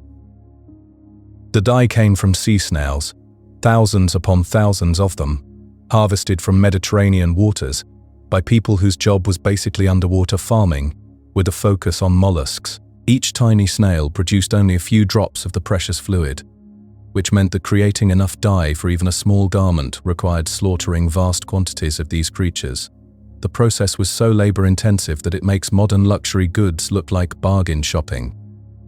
First, you collected the snails, which was hard enough work involving diving and careful harvesting. Then you crushed them to extract the dye glands, which was messy, smelly, and required considerable skill to avoid waste. The extracted material then had to be fermented, exposed to sunlight at precisely the right times, and processed through multiple stages that could take weeks. The smell was legendary in all the worst ways. Dye works had to be located outside cities because the stench of rotting snails and fermenting glands was so overwhelming that it caused complaints from miles away. Workers in the purple industry probably couldn't find dinner dates. The smell clung to everything and everyone involved in the process, but the result was worth every bit of suffering and expense. Tyrian purple wasn't just a color, it was liquid prestige. The shade was deep and rich, with hints of red that seemed to pulse within a light. Unlike other natural dyes that faded with washing or sunlight, Tyrian purple was permanent, maintaining its intensity year after year, decade after decade. By the time of the Roman Empire, purple had become the imperial color, reserved exclusively for the emperor himself. Anyone else who dared to wear a garment dyed entirely in Tyrian purple was committing treason punishable by death. The purple toga was the emperor's alone, a symbol of divine authority that couldn't be challenged or imitated without fatal consequences. Women, however, occupied an interesting middle ground in this chromatic hierarchy. While they couldn't wear entirely purple garments, women of the imperial family and wealthy aristocratic women could incorporate purple accents into their clothing. A stola with a purple border was the height of fashion and status, announcing connections to imperial power without crossing the line into treason. The economics of purple were even more staggering than silk. Sources suggest that a single kilogram of Tyrian purple dye cost more than 10 kilograms of gold. More than gold for colored liquid. This meant that even the purple-bordered garments wealthy women wore represented investments worth more than most people's homes. These purple-accented clothes became family heirlooms, treasures guarded as carefully as jewelry, passed down from mother to daughter with the reverence usually reserved for religious artifacts. The color itself became a form of currency, a way of storing and displaying wealth that everyone could recognize and understand. Of course, not everyone could afford real Tyrian purple, but human ingenuity found ways around this obstacle. Enterprising dyers discovered alternatives, other sources of purple and reddish colors that could approximate the imperial shade without the astronomical cost. Madderroot produced decent reds and purples. Certain lichens and insects created similar shades that could fool casual observers. The result was a fascinating spectrum of purples throughout Roman society, from the deep, perfect Tyrian shade that announced imperial connections to lighter, cheaper purples that showed aspiration rather than achievement. Being able to identify at a glance who was wearing real Tyrian purple and who was wearing an imitation became part of social literacy in Rome. Color in general carried enormous significance because bright colors meant expensive dyes, and expensive dyes meant wealth and status. Anything beyond the natural beige of undyed wool or the white of plain linen required investment. Vibrant reds, deep blues, brilliant yellows, all announced that the wearer could afford the luxury of dyed fabric. When we imagine a wealthy Roman woman preparing for an important social occasion, We need to see her in layers of meaning as much as layers of cloth.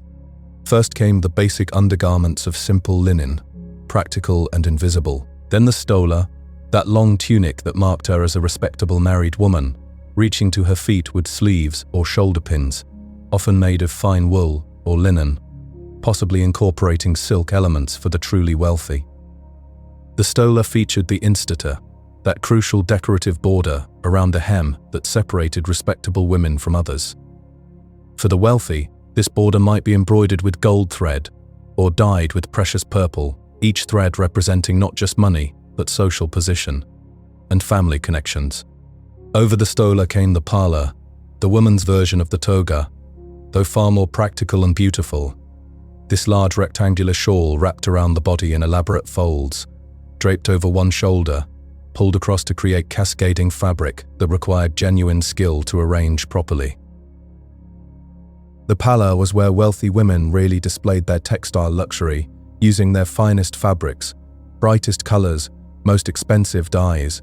A pala of pure silk with Tyrian purple accents represented the ultimate status symbol, a garment so expensive and symbolically powerful that wearing it through the streets of Rome would draw every eye and communicate wealth and power, without a single word being spoken. It was wearable architecture, textile poetry, economic warfare fought with thread and color. The fascinating thing is how these ancient Romans who conquered nations and built engineering marvels that still inspire all today could be completely undone by the simple desire to look beautiful. Their love of luxury fabrics shaped trade routes, influenced foreign policy, and created laws that seem almost comically specific today. In the end, the story of silk and purple in ancient Rome reveals something timeless about human nature, our willingness to sacrifice practical concerns for beauty, our need to display status and wealth, our eternal fascination with rare and precious things. The Romans may have worn togas instead of suits, but their relationship with luxury goods feels remarkably familiar to anyone who has ever spent too much money on something beautiful and impractical. Picture a woman draped in colors so vibrant they seem to shimmer with their own light. In ancient Rome, the wealthy didn't just wear clothes, they wore investments. Every thread told a story of money, power, and defiance. There's something almost magical about how these women pursued beauty and luxury, even when the very empire tried to stop them. Laws existed that forbade certain fabrics. Economic arguments raged about the cost. Moral leaders panicked about excess and waste. And yet, women kept demanding silk that cost more than gold, purple dye that could mean death for the wrong person to wear, linens so fine they seemed woven from moonbeams. Why would someone risk so much for a piece of cloth? The answer lies in understanding what power looked like for women in a world that gave them so few choices. When you couldn't vote, couldn't own property in many cases, couldn't speak in public forums, your appearance became your voice. The ability to command household resources, to direct spending toward your own adornment, to walk into a room and have every eye recognize your status, this was real power. Here's where the story gets interesting though. The very same society that restricted women's public roles praised them for one particular skill: textile production. Spinning and weaving weren't just acceptable women's work, they were considered virtuous, almost sacred activities. Even the wealthiest women, who could afford armies of servants, sometimes chose to work with their own hands. Augustus's wife Livia understood this paradox perfectly. Despite having access to the most exotic fabrics in the empire, she famously spun her own thread and wove her own cloth. This wasn't about saving money, it was about sending a message.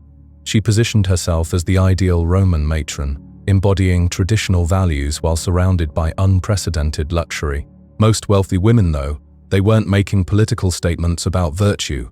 They were building wardrobes that would make modern fashion collectors weep with envy. Dozens of garments, sometimes hundreds, each designed for specific occasions, seasons, social contexts. The logistics alone were staggering. Imagine dedicating entire rooms of your home just to storing clothes. Picture teams of servants whose only job was protecting fabric from moths, mildew, the countless threats that could destroy a fortune overnight. Fashion changed in ancient Rome too, maybe not with today's frantic pace, but it changed. Certain colors would suddenly become the height of sophistication.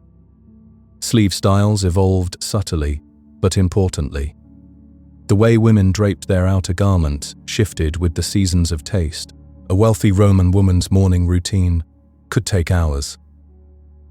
Layer upon layer of preparation, each element carefully chosen to create a complete image, hairstyled to mirror imperial fashion, proving you had skilled attendants. Makeup applied to achieve that porcelain perfection society demanded. Jewelry selected to announce not just wealth but family connections, political alliances, social standing, and then the clothing itself, silk that had traveled 8,000 kilometers, purple that carried the weight of imperial restriction, embroidered linen worked by artisans whose skills were passed down through generations, gold thread catching light with every movement, every piece working together to create something more than fashion, a walking declaration of identity, status, power. The weight of it all, literal and metaphorical, must have been extraordinary. The luxury, yes, but also the pressure. Because in that world, opting out of this elaborate display meant social irrelevance. You participated in this expensive, exhausting ritual of appearance, or you disappeared from public life entirely. After hours of this careful construction, though, after wrapping yourself in fortunes worth of fabric and jewelry, where did you go? What was worthy of such preparation?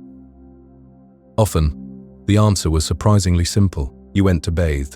But Roman bathing, this wasn't the quick, efficient cleaning we know today.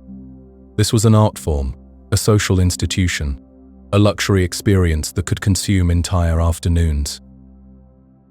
Picture stepping into buildings that were architectural marvels, structures so sophisticated they rivaled temples in their grandeur. The engineering alone was breathtaking. Beneath your feet, invisible but essential, lay the hypercost system. Hollow spaces under raised floors, heated air flowing through channels in the walls, furnaces burning constantly to maintain perfect temperatures in different rooms. The Romans had essentially invented climate control, 1,500 years before we thought we'd mastered it. You would move through a carefully designed sequence of experiences: cool rooms for undressing and socializing, warm rooms for gentle relaxation, hot rooms where steam was so thick you could barely see, where conversations echoed off marble walls and vaulted ceilings. The sounds, the scents, the sensations, everything was designed to overwhelm your senses with pleasure. This wasn't just about getting clean, though cleanliness certainly happened. This was about escape, transformation, social connection. One of the few public spaces where women had genuine freedom of movement, where they could conduct business, share gossip, see and be seen without the usual restrictions of Roman society. The ritual could last hours, soaking, steaming, being massaged with exotic oils, having dead skin scraped away by skilled attendants, plunging into cold pools that shocked your system back to alertness, then starting the cycle again. Because why rush when pleasure was the entire point? Roman women understood something we've perhaps forgotten in our efficient modern world, that taking care of yourself, truly caring for your body and spirit, requires time, attention, ritual. That luxury isn't just about having expensive things. It's about having the freedom to experience them fully, completely, without the pressure of hurrying on to the next obligation. These afternoon bathing sessions were where real life happened. Business deals were negotiated between the warm and hot rooms. Marriages were arranged over perfumed oils and gentle massage. Political alliances were formed in the steamy intimacy of shared vulnerability. And when it was over, when you finally emerged clean and relaxed and socially satisfied, the process of adornment would begin again. Fresh clothes, renewed makeup, jewelry carefully selected for evening activities. Because in that world of silk and purple, an endless display, there was always another occasion requiring another perfect presentation. The Romans had a gift for making the impossible seem effortless. Deep beneath their bathhouses, an invisible army of flames danced in carefully built chambers. These fires never touched the bathing rooms above, Yet somehow, their warmth traveled upward through empty spaces in the floors. The heat would rise and spread, flowing like invisible water through hollow tiles tucked inside the walls. Imagine walking into a room where every surface radiated gentle warmth. No crackling fires, no smoke, no dangerous flames, just perfect, even heat surrounding you from every direction. The engineering behind this marvel required constant attention. Enslaved workers toiled in the underground chambers, feeding wood to the furnaces, checking temperatures, adjusting airflow.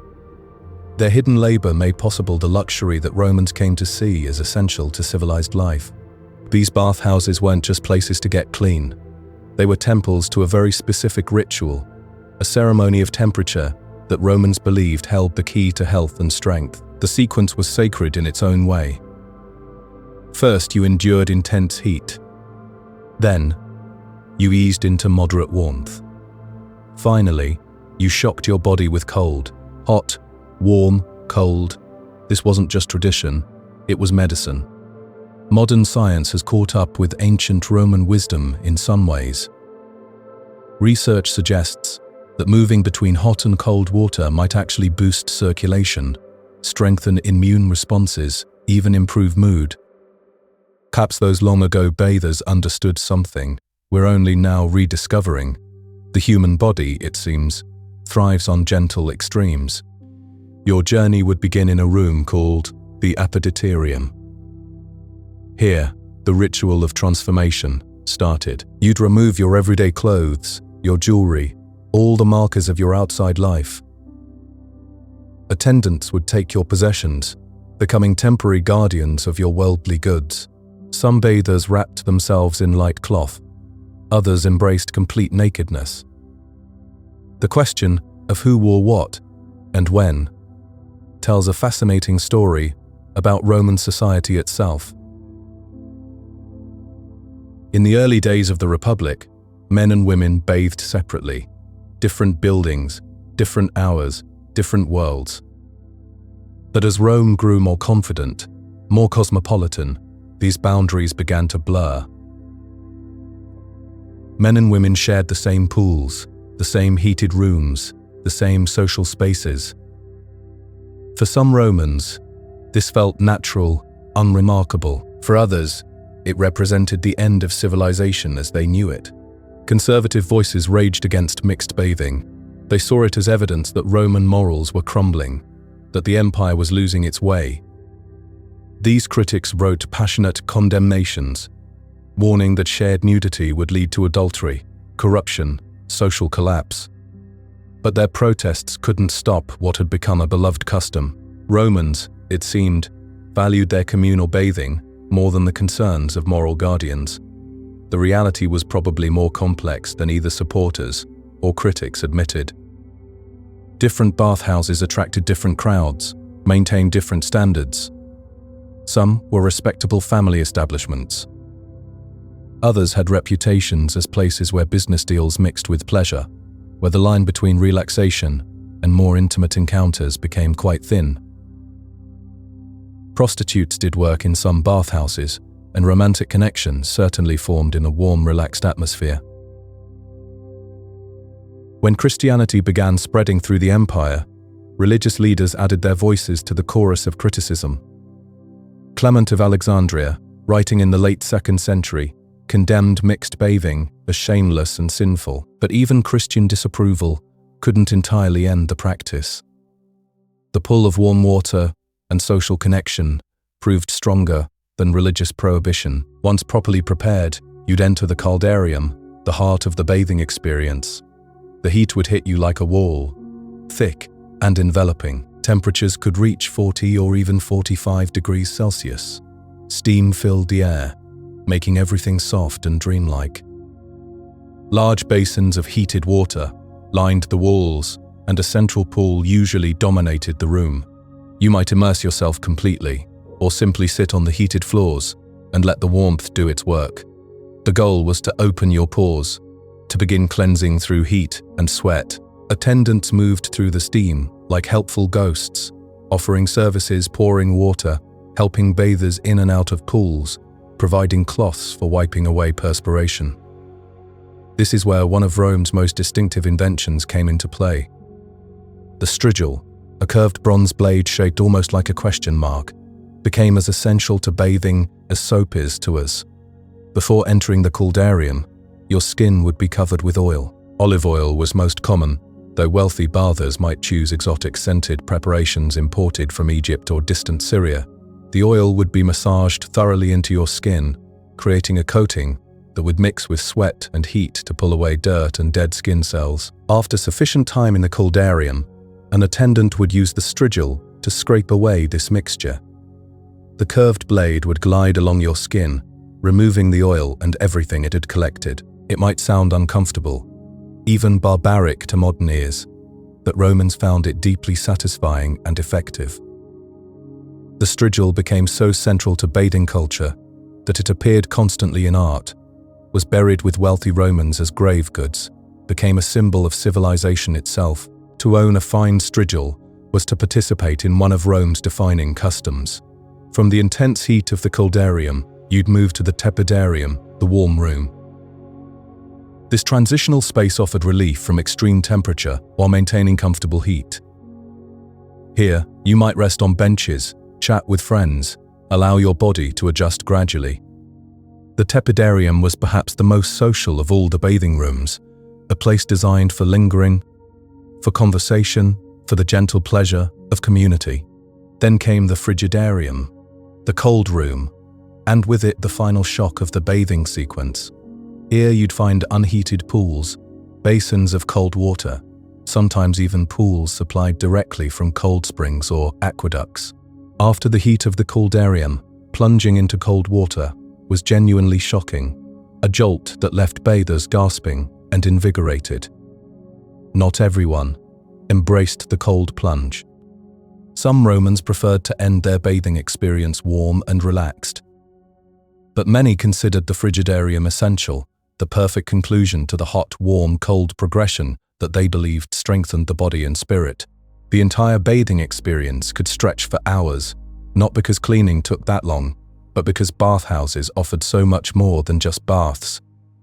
They contained libraries where you could read the latest scrolls, exercise yards provided space for working out, playing ball games, even watching athletic competitions. Rooms dedicated to food and drink allowed bathers to eat and socialize.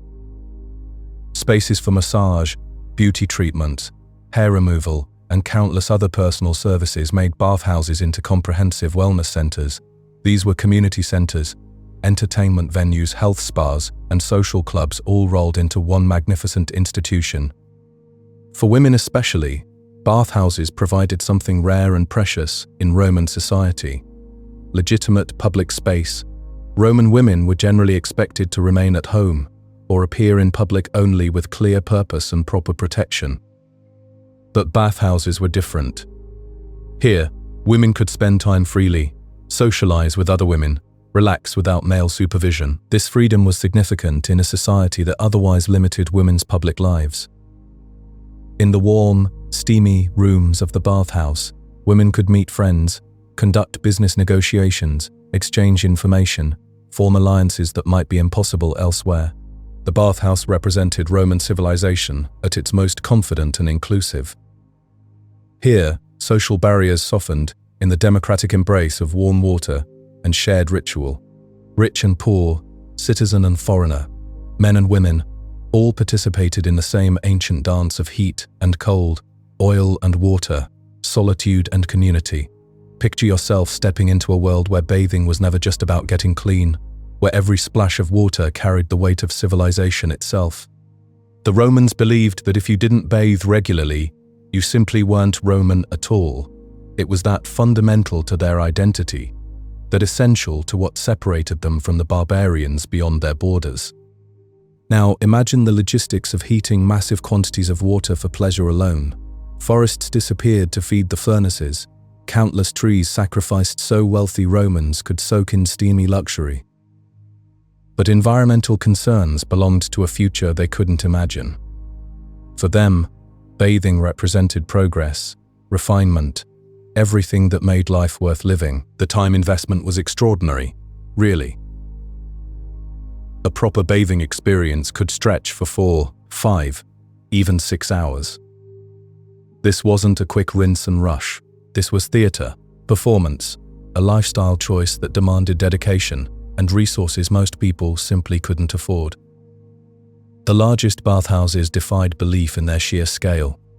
The baths of Caracalla, completed around 216 in the Common Era, could accommodate 1,600 bathers simultaneously. 1,600 people, all soaking, socializing, conducting business under the socially acceptable guise of personal hygiene. These weren't just bathing facilities, mind you. They were cities within cities, complete ecosystems of luxury. Libraries lined marble corridors, gardens bloomed in carefully tended courtyards, gymnasiums echoed with athletic competition, shops displayed exotic goods from across the empire. You could spend your entire day there and never feel the need to leave.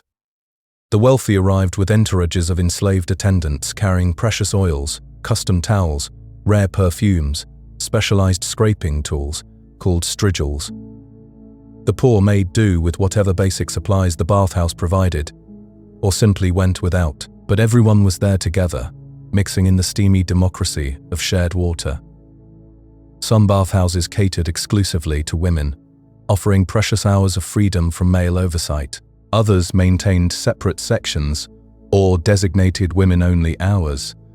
The most magnificent imperial baths welcomed everyone, though the quality of your experience depended entirely on the depth of your purse.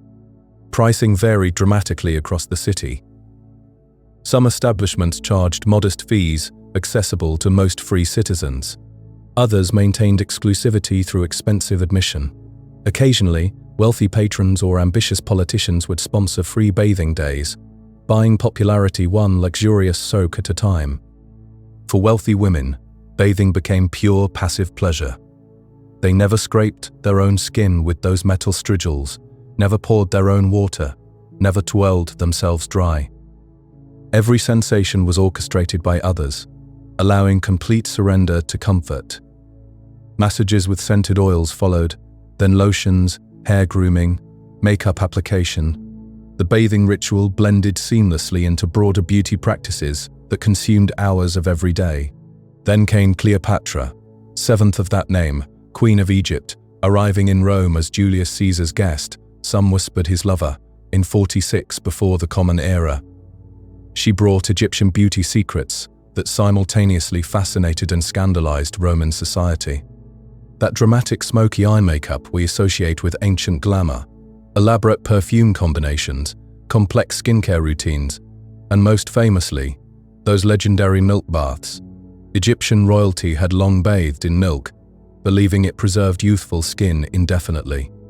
Cleopatra preferred donkey milk, sometimes goat milk, heated to perfect temperature, scented with honey and essential oils imported from distant lands.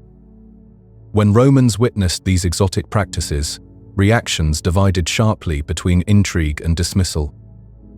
But within a single generation, wealthy Roman women were copying everything. Poppaea Sabina, Emperor Nero's wife, eventually maintained 500 donkeys specifically for her daily milk baths. The basic practice of adding milk to bathwater became a recognized luxury treatment throughout the empire, directly traceable to Cleopatra's influential visit. Critics emerged, naturally. Moralists complained that excessive bathing made people soft, weak, overly focused on pleasure, rather than virtue.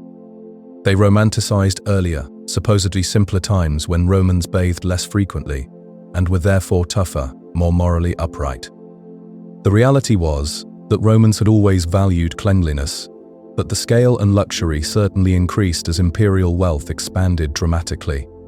Women largely ignored these complaints, continuing their afternoon escapes to steam and heat and cold plunges. The bathhouse represented genuine freedom, or at least a precious version of it. For a few hours they could exist purely in their own bodies, in pleasurable sensation, in female community, in spaces that belonged genuinely to them. These weren't quick functional experiences. They were elaborate social events where business deals were negotiated, political alliances formed, gossip exchanged, friendships cultivated. The bathhouse functioned as Rome's social media platform, the place where information flowed as freely as the heated water. Consider the sensory experience, really. Stepping from blazing afternoon heat into cool marble corridors, then gradually warming as you approached the tepidarium, the warm room where your body adjusted to increasing temperatures. Next came the coldarium, the hot room where steam opened every pore, where conversation grew intimate in the hazy atmosphere. Finally, the shocking plunge into the frigidarium, the cold pool that left you gasping, exhilarated, completely awake to every sensation. Your skin tingled, blood rushed, and somehow you felt more alive than when you'd entered hours earlier. The wealthy brought their own entertainment too. Musicians who played softly in private bathing areas, poets who recited verses while oils were massaged into freshly scrubbed skin, even small theatrical performances staged for intimate audiences of bathers. Bathing culture revealed Roman attitudes about bodies, pleasure, social hierarchy, and civilization itself. They believed physical comfort was not shameful but noble, that caring for your body demonstrated respect for the gods who had created it. This philosophy separated them dramatically from cultures that viewed bodily pleasure with suspicion. The environmental cost must have been staggering, though they couldn't comprehend it in modern terms. Entire forests disappeared to fuel the hypercost systems that heated the water. But Romans thought in terms of immediate comfort and social status, not long-term ecological impact. And when the bathing was finished, when skin glowed pink and clean, when hair had been arranged and perfumes applied, when every muscle felt relaxed and every social connection had been properly maintained, wealthy Roman women didn't simply return home. They prepared for the next elaborate ritual of their luxury-filled days, the banquets that would stretch deep into the night.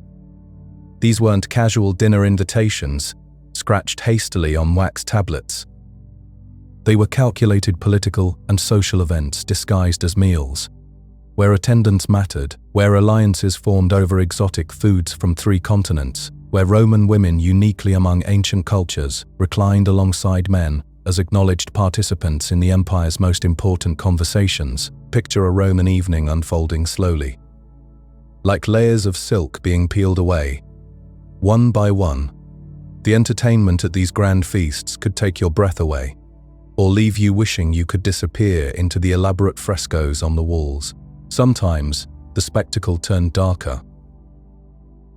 Gladiators might appear between the roasted peacock and the honeyed wine, their bronze armor catching the lamplight as they fought in the very dining room where moments before you had been discussing poetry.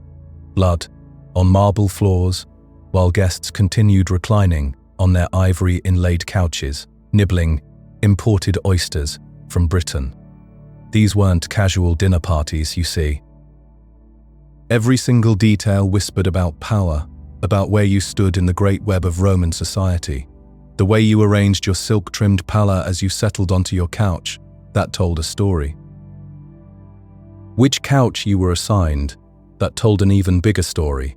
Roman women had won something their Greek sisters never could, the right to recline at these feasts alongside men. While Greek women sat primly, if they were allowed to attend at all, Roman wives stretched out on those luxurious cushions, participating in conversations that shaped empires. It was a small revolution, hidden in plain sight among the wine cups and silver-serving dishes. The food itself became a kind of theatre. Flamingo tongues, delicate and scandalously expensive, arrived on platters carried by silent enslaved attendants. Wild boar from distant forests, seasoned with spices that had traveled thousands of miles from Indian markets. Each bite represented someone's fortune, someone's connections, someone's ability to make the impossible appear on a dinner table in the heart of Rome. But here's what made these evenings truly fascinating. The timing of everything flowed like a carefully choreographed dance. First came the gustatio, those gentle appetizers meant to awaken your senses without overwhelming them. Marinated vegetables, small savory pastries, eggs, prepared in ways that would surprise modern palates. Nothing too dramatic, not yet. The wine arrived, mixed with water and honey, because drinking it straight marked you as a barbarian in Roman eyes. Civilized people diluted their wine, added sweetness, made it something refined rather than crude. Even in their drinking, Romans declared their superiority over the unconquered peoples beyond their borders. Then the main courses began their grand parade, and this is where excess bloomed like exotic flowers in an imperial garden. Peacocks arrived with their tail feathers carefully reattached after cooking, creating the illusion that these magnificent birds had simply chosen to grace the dinner table with their presence. The flavors were bold, complex creations that most Romans would never taste in their entire lives. Between each course, entertainment filled the spaces like music, filling a vast amphitheater. Poets stood and recited verses, some brilliant, some painfully amateur, but you applauded either way, because social grace mattered more than honest opinions. These moments revealed the delicate balance everyone maintained, genuine appreciation dancing, alongside polite deception. Musicians played instruments that created sounds most people only heard at the grandest occasions. Water organs, those mechanical marvels that seemed to breathe music into the air, flutes and lyres weaving melodies that drifted through rooms decorated with frescoes, so detailed you could spend hours discovering new elements in their painted scenes. The dining room itself, the triclinium, was arranged with mathematical precision. 3 couches forming a perfect U-shape, each capable of holding 3 diners. 9 people total because 9 allowed conversation to flow naturally, while maintaining the prestige that came with a substantial gathering. More than 9, and voices got lost. Fewer than 9, and the evening felt somehow diminished. Your position on these couches communicated your social standing as clearly as if heralds had announced your rank. The middle couch, right-hand position, that belonged to the most honored guest. Everyone else arranged themselves according to a hierarchy that needed no explanation, because everyone understood it instinctively. The couches themselves competed for attention, like jewels in a treasure room. Wooden frames inlaid with bronze and ivory, cushions stuffed with silk, coverings that represented fortunes spent on comfort and display. You would spend hours reclining there, so every detail of their construction mattered, both for physical comfort and social messaging. Enslaved people moved through these scenes like shadows, always present, always attending to needs before they were even expressed. They washed hands, adjusted cushions, refilled wine cups, their own humanity rendered invisible by the very system that made these elaborate feasts possible. This contradiction lived at the heart of Roman civilization, beauty and cruelty, existing side by side. The floors beneath your feet told their own stories through intricate mosaics. Individual bird feathers rendered in tiny colored stones, fish scales so detailed they seemed to shimmer in the lamplight. Craftspeople had spent months, maybe years, creating these surfaces that guests would walk across without thinking, art reduced to functional beauty. Oil lamps flickered from niches and stands, creating the warm, golden atmosphere that made everything seem magical. But this wasn't magic, it was money, connections and the systematic exploitation of an empire's resources funneled into single evenings of spectacular excess. The recipes that created these memorable meals came from cookbooks like the one attributed to Apicius, filled with instructions for dishes that required ingredients from across the known world. Pepper from India, spices that cost more than most people earned in months, fermented fish sauce that had become the foundation of sophisticated Roman cooking. These weren't just meals, they were statements written in food and wine, declarations of cultural superiority served on silver platters. Each exotic ingredient announced Rome's reach, each perfectly prepared dish demonstrated civilization's triumph over barbarism, at least as Romans understood these concepts. The entertainment could veer from sublime to shocking without warning. One moment you might be listening to skilled musicians creating ethereal melodies, the next watching acrobats whose bodies seemed to defy natural laws as they tumbled through the dining space. These performers existed in a strange social position, providing pleasure while being looked down upon for the very skills that made them valuable. Young women danced with veils and props, their movements beautiful and disturbing simultaneously. They were hired regularly by respectable families, yet their profession placed them outside respectability. Another Roman contradiction, where moral disapproval and actual practice existed in the same breath, the same room, the same moment. All of this unfolded slowly, course after course, entertainment after entertainment, conversation flowing like wine through the evening hours. These weren't just social gatherings, they were the machinery through which Roman power operated, where alliances formed, where careers rose and fell, where the business of empire got conducted between bites of roasted peacock and sips of honeyed wine. Picture yourself stepping into a world where eating became an art form, where every meal told a story about power, pleasure, and the strange ways humans choose to connect with each other. The Romans turned dining into theatre, and like most theatre, it had its light moments and its deeply troubling scenes. Imagine reclining on a couch, not sitting in a chair, as servants moved like shadows around you, refilling your cup with wine mixed exactly to your taste. Some people preferred their wine so watered down it barely had any kick to it, 3 parts water to just 1 part wine. Others wanted it stronger, maybe equal parts. The real risk takers might go 2 parts wine to 1 part water. But beyond that, well, that was considered dangerous territory. The goal wasn't to get completely drunk, though plenty of people failed at that balance. It was about finding that sweet spot where conversation flowed freely, where your tongue loosened just enough to be interesting, but not so much that you'd embarrass yourself or your family. Think about the technology they had for something as simple as keeping water warm. They created these ingenious metal containers, like early versions of samovars, with internal chambers for hot coals. Slaves would carry these around, mixing the perfect temperature water with wine, right there at your couch. Every detail was designed for comfort, for pleasure, for creating an experience that would linger in memory. But comfort often comes at a cost, and Roman banquets carried some heavy moral weight.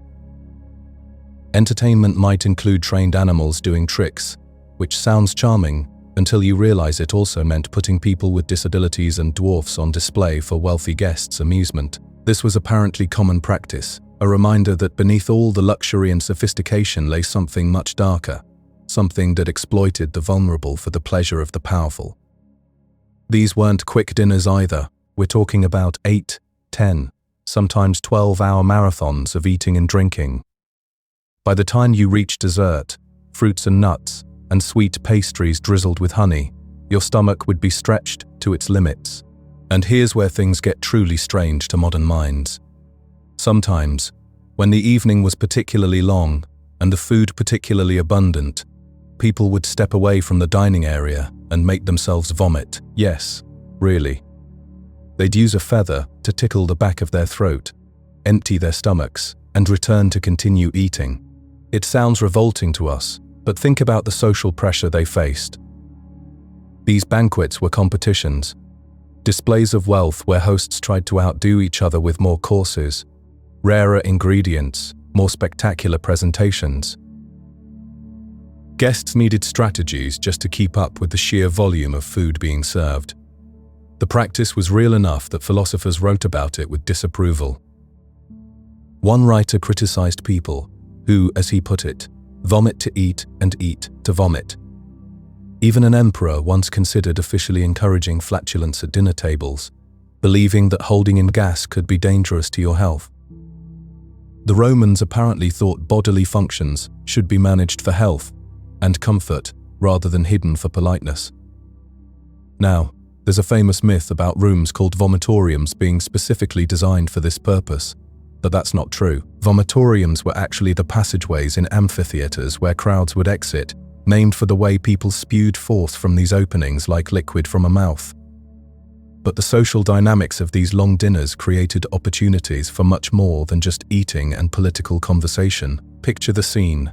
Dim lighting from oil lamps, people reclining close together on shared couches, wine flowing for hours, intimate conversations happening in semi-darkness. Affairs began at these gatherings. Sexual connections sparked. The physical closeness, the relaxed atmosphere, the partial darkness, all of it made banquets places where social and sexual boundaries could blur. Women had to navigate this carefully, act too aloof, and you'd be seen as boring, unsociable. Act too friendly, and your reputation might suffer. It required constant attention to strike the right balance. The political stakes were enormous too. Every guest was chosen carefully by hosts with ambitions. Alliances were forged over shared meals. Political positions were discussed and debated, sometimes even changed by the end of the night.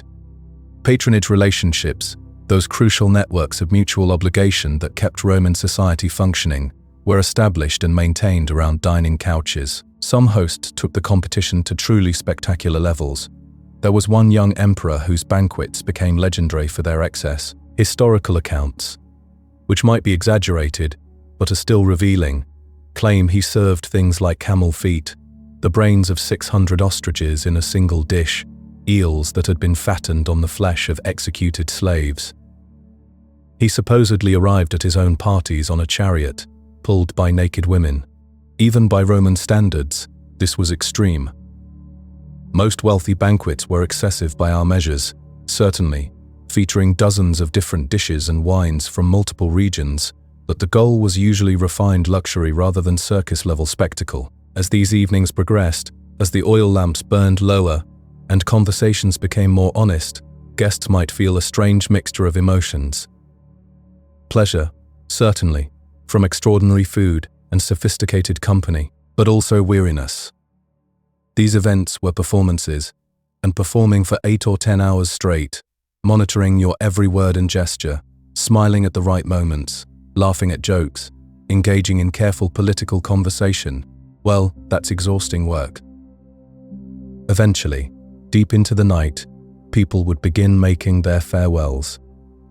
Some guests had already slipped away, earlier, making polite excuses, being carried home in litters by their servants. Others lingered for one last cup of wine, one final conversation. The whole experience reveals something fascinating about human nature, about how we use food and gathering, not just for nourishment, but for connection, for display, for navigating the complex social webs we weave around ourselves. These Roman banquets were mirrors, reflecting both the heights of human creativity and hospitality, and the depths of excess and exploitation that luxury can enable. In the end, every successful evening meant you'd navigated the social currents successfully. Your reputation remained intact, perhaps even enhanced. The alliances and connections made around those dining couches might influence politics, business, even the course of history, all because people gathered to share food and wine and conversation deep into the Roman night. The litter rocks gently as you're carried through Rome's dark streets, wine still warming your belly, the evening's conversation still echoing in your mind. Social bonds have been reinforced, obligations met, performances delivered with practiced grace, but now the theatrical demands of public life are finally ending, and home awaits. Roman houses presented blank faces to the street, like stern masks hiding secrets within. Plain walls gave nothing away, protecting privacy behind their fortress-like facades. Yet the door itself whispered promises, heavy cedar from distant forests, bronze fittings that gleamed even in moonlight, knockers shaped like lion heads staring out with metal eyes. You passed through the modest entrance, the vestibulum, cramped and functional. Then suddenly, impossibly, space opens before you like a flower blooming in fast motion. The atrium spreads out, vast and luminous, its center open to the night sky, through the compluvium above. Rain would fall through this opening during storms, caught by the shallow pool below. The impluvium, which tonight reflects stars like scattered diamonds on dark water. Every surface around you tells stories. Walls bloom with frescoes that transform mere plaster into windows onto mythical worlds. Gods chase nymphs through painted forests that seem to rustle with invisible wind. Architectural fantasies stretch the room's boundaries, creating columns and archways that exist only in pigment and imagination. The artists who created these wonders worked with desperate speed, painting on wet plaster before it could dry, their brushstrokes becoming permanent the moment they touched the wall. The colors came from across the empire's vast reach: Egyptian blue ground from copper and calcium, brilliant as Mediterranean skies. Cinnabar red, deadly mercury sulfide that poisoned the miners who extracted it, yet created the most coveted crimson. Yellow ochre from iron-rich earth, green from malachite, and for the truly wealthy, backgrounds shimmering with actual gold leaf that caught and held every flicker of lamplight. Beneath your feet, the floor becomes another canvas entirely. Tiny stone and glass pieces, tessera smaller than your thumb, fit together in patterns so intricate they boggle the mind. Hundreds of thousands of these fragments create images that rival the finest paintings, geometric mazes that lead the eye in endless loops, figured scenes so detailed they seemed ready to move. Here's where Roman humor reveals itself in the most unexpected way. Some wealthy homeowners commissioned unswept floor, mosaics, elaborate jokes rendered in stone. These depicted the aftermath of banquets, fish bones and olive pits, and fruit peels scattered in perfect disorder. Real debris from actual parties would blend with the mosaic scraps, creating visual confusion that delighted hosts and bewildered guests. People would step carefully around fake garbage that existed only in artistic illusion, while real crumbs lay scattered nearby, invisible among their permanent stone cousins. This was luxury as performance, wealth as entertainment. Only families with serious money could afford to turn their floors into elaborate practical jokes. The cost of commissioning artists to spend months depicting imaginary trash was itself a statement about having resources to burn on whimsy. The atrium served as the house's beating heart, but it was just the beginning of domestic theatre. From here, sightlines extended deep into the house's interior, drawing visitors forward through carefully planned sequences of revelation. Each room waited to deliver its own visual surprise, its own demonstration of the family's sophisticated taste. The tablinum functioned as an office where the household's male head conducted official business. Yet this was also the domain where the woman of the house exercised her own particular authority. She might not legally own these marble halls and painted chambers, but she ruled them absolutely, commanding dozens of enslaved people who maintained every surface, every artwork, every decorative element that contributed to the family's reputation. Roman domestic space existed as three-dimensional advertising, architecture that made arguments about power and culture and refinement. Walking through these rooms meant moving through carefully constructed experiences designed to overwhelm and impress. Every surface had been calculated for maximum impact, every object positioned to contribute to an overall effect of breathtaking luxury. The house turned inward, creating private worlds of extraordinary beauty, hidden behind those plain street-facing walls.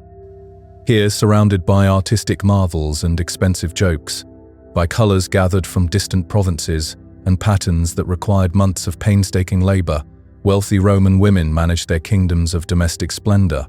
Tomorrow, the cycle would begin again, the grooming and preparation and public performance. But tonight, in these chambers where marble gleamed and mosaics told their silent stories, where frescoed gods presided over pools of starlit water, rest came wrapped in beauty so carefully constructed it transformed mere shelter into something approaching magic. The evening's social obligations fade into memory as you move deeper into these private spaces, where power and aesthetics intertwine in ways that speak across centuries about human desires for beauty, status, and the eternal comfort of coming home. The Roman household was a world unto itself, where the woman of the house held a kind of quiet power that's easy to overlook. She wasn't just arranging flowers and greeting guests. She was running what amounted to a small business empire, managing perhaps 50 enslaved workers, maybe 100 in the largest homes. Think about that for a moment. These women were coordinating the daily lives of more people than many modern managers ever deal with. They made decisions about food supplies, about maintaining buildings, about schedules and assignments. It required real intelligence, the kind of organizational thinking we'd recognize today. The heart of these grand homes was something called the peristyle, and this is where Roman luxury truly came alive. Picture walking through a doorway and suddenly finding yourself in what feels like a secret garden, surrounded by tall columns that stretched up toward the sky. Marble columns if you were truly wealthy, though many families made do with painted brick that looked like marble from a distance. These columns held up roofs that created shaded walkways all around the central garden space, like a cloister in a monastery, but devoted to earthly pleasures rather than prayer. The garden itself was pure paradise, contained within walls. Romans of means were absolutely obsessed with their gardens, the way some people today obsess over sports or technology. They imported plants from the farthest corners of their empire, roses from the eastern provinces, prized not just for their beauty, but for their scent, which they used in perfumes and even in cooking. Imagine flavoring your wine with rose petals, the way we might add a twist of lemon today. Fruit trees dotted these spaces. Fig trees with their broad leaves and sweet fruit, apple and pear trees that blossomed in spring, cherry trees that the Romans had discovered in distant lands and brought home like trophies. Nut trees provided both food and shade. Cypress and pine trees were chosen not for what they produced, but for their elegant shapes, the way their forms pleased the eye and created pleasing compositions against the sky. Water was everywhere in these gardens, always moving, always making sound. Fountains splashed gently, creating that peaceful atmosphere that only moving water can provide. Small streams or channels, fed by the same aqueduct system that supplied the public baths, ran through the garden spaces. The sound of water flowing over stone became the soundtrack of daily life for these fortunate families. Statues were positioned throughout these gardens, like old friends, frozen in time. Most were marble copies of famous Greek sculptures, depicting gods and athletes, and scenes from mythology. The Romans had developed quite an art of copying, taking the masterpieces of Greek civilization and reproducing them for their own enjoyment. It was like having the world's greatest art collection in your backyard. The wealthiest families created elaborate patterns with their plantings. Low hedges formed geometric designs that changed with the seasons. Seating areas were carefully positioned to catch shade in summer or sun in winter. Mosaic paths wound through the plantings like jeweled rivers, each step revealing new patterns underfoot. These gardens were retreats from the demands of social life, places to read or think, or simply exist peacefully, all while remaining safely within your own home. For women especially, who were expected to spend most of their time at home, these gardens provided relief from the feeling of confinement that indoor spaces could create. They could step outside without leaving their domain, breathe fresh air without venturing into the public world that belonged primarily to men. The private rooms surrounding these gardens were smaller than the public spaces, more intimate, but luxury prevailed even here. Roman beds were not simple sleeping places, but furniture pieces worthy of admiration. They were constructed from fine woods, inlaid with ivory or bronze, decorated with carved details that showed off the craftsman's skill and the owner's wealth. The mattresses were stuffed with wool, or for the truly wealthy, with down that provided softness our ancestors could only dream of. Multiple layers of fabric created comfort that extended through the night. Pillows filled with feathers, coverlets woven or embroidered with patterns that told stories or simply pleased the eye. And remember, during winter months, the heating system we've talked about warmed these rooms from below, heating the floors and making the entire space comfortable, even when cold winds blew outside.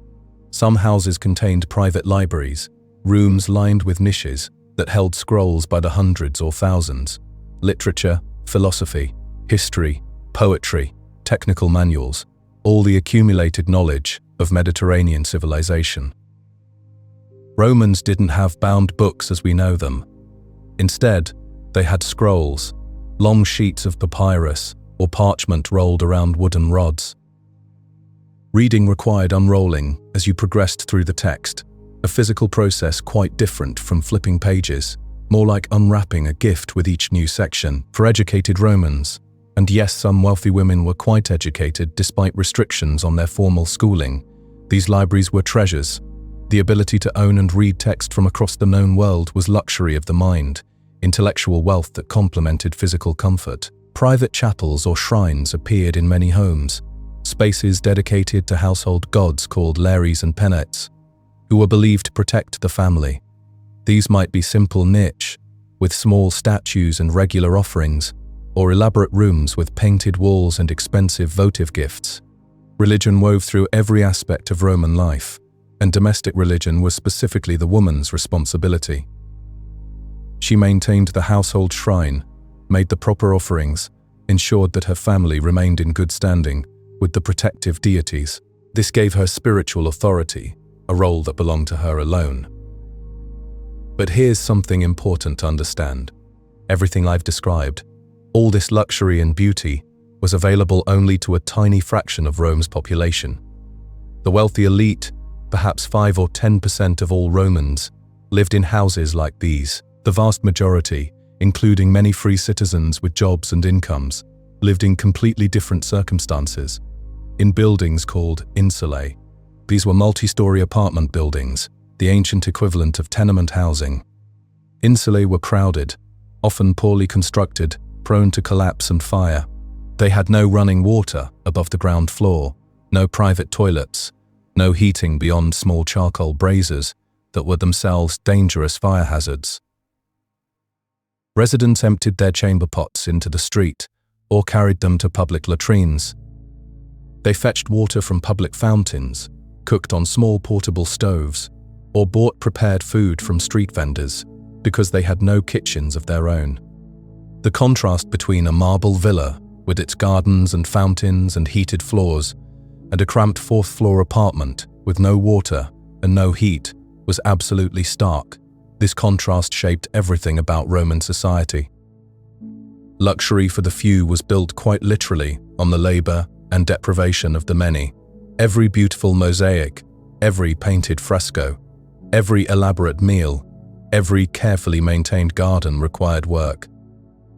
And that work was done overwhelmingly by enslaved people who would never live in spaces like these, who might not even have private sleeping quarters, who were property in the truest sense, supporting the lifestyle of their owners. For wealthy women living in these villas, relationships with enslaved staff were complex and intimate. These were the people they saw every day, who knew their routines better than anyone, who handled their clothes and jewelry and food, who heard their private conversations, who often raised their children. Some mistresses were cruel, inflicting the beatings we've mentioned when hairstyles went wrong or other minor failures occurred. Others developed something approaching genuine affection for certain slaves, particularly long-serving household members or the nurses who cared for their babies. But even kindness couldn't erase the fundamental reality. One person owned the other. One could be sold at will, separated from family, sent away on a whim. One had rights, the other had none. This was the foundation upon which all the beauty rested. Country villas for families wealthy enough to own estates outside the city could be even more impressive than urban homes. These sprawled across the landscape, including not just residential spaces, but entire agricultural operations. Olive groves produced oil, one of Rome's most important trade commodities. Vineyards produced wine that might travel across the empire. Grain fields and livestock completed these rural empires, making their owners wealthy, while providing food for the growing cities of Roman civilization. The villa was more than just a home, it was a machine for making money. Picture these sprawling country estates scattered across the Roman countryside, their fields stretching toward distant hills, grain waving in the breeze, olive groves heavy with fruit, vineyards catching the morning sun. The wealthy Romans who owned these places, they didn't get their hands dirty. That was what overseers were for. But the profits, those flowed directly into their coffers, funding the luxurious lives we can barely imagine today. Each villa operated like its own little world, completely self-sufficient. Everything the inhabitants needed, they could produce right there, on the property. Food from their own gardens, cloth woven from their own sheep, wine from their own grapes. And whatever they couldn't use themselves, well, that went to market, gold flowing back to fill already heavy purses.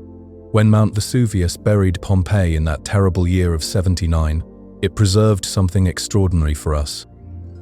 The Villa of the Mysteries, frozen in time by volcanic ash, waiting nearly 2,000 years for archaeologists to uncover its secrets. Walking through those rooms today, you can still see the walls covered in the most incredible paintings. Life-sized figures performing mysterious religious ceremonies, their robes flowing, their faces so lifelike you almost expect them to turn and greet you. The colors are still vivid after all these centuries. Deep reds and brilliant blues, painted with such skill that modern artists study them in wonder. And this villa, it was considered modest by Roman standards. The truly wealthy, their country homes made this look like a cottage. Marble everywhere you looked, gardens that seemed to stretch forever, rooms so grand that your footsteps would echo. For the women who lived in these places, beauty wasn't just something to visit occasionally. It surrounded them every moment of every day. They woke to painted ceilings, walked on mosaic floors so detailed that tiny fish seemed to swim beneath their feet, sat in gardens where every tree and flower had been chosen for perfect harmony. Their whole world was designed to please the eye, to lift the spirit, to remind everyone who saw it that this family had wealth beyond measure. But here's the thing about Roman homes. They were never really private. People came and went constantly, day and night. Business partners stopping by to discuss deals, politicians gathering for secret meetings, friends making social calls that could last for hours. The house was like a stage, and everyone who entered was both audience and critic. A beautiful home told the world that your family mattered. Plain walls or simple decorations, these were dangerous signals. They whispered of poverty, or worse, of poor taste. Either could destroy a family's reputation faster than you could snap your fingers. So the women who managed these households, they carried enormous responsibility on their shoulders. They might not have owned the property legally, but they controlled what everyone saw when they walked through those doors. Styles changed constantly, just like they do today. Last year's fashionable frescoes suddenly look dated. New statues appeared in the markets, making your old ones seem shabby by comparison. Fountains went out of style, or new techniques made better mosaics possible. Keeping up required endless attention, constant investment, decisions that could make or break your family's standing in society. The woman of the house orchestrated all of this like a conductor leading an invisible orchestra. She chose which rooms to redecorate, which artisans to hire, which styles would impress visitors most. Every aesthetic decision reflected on her judgment, her taste, her family's position in the complex hierarchy of Roman society. Imagine walking through these spaces as the day winds down. Sunlight slanting through the opening in the roof, illuminating the pool in the center of the house where rainwater collected. Painted walls telling stories of gods and heroes, their adventures unfolding in rich colors that seemed to glow in the afternoon light. Gardens where roses released their perfume into the warm air, where fountains created a gentle music of falling water. This was home for the fortunate few, a world of beauty that most people could never even glimpse.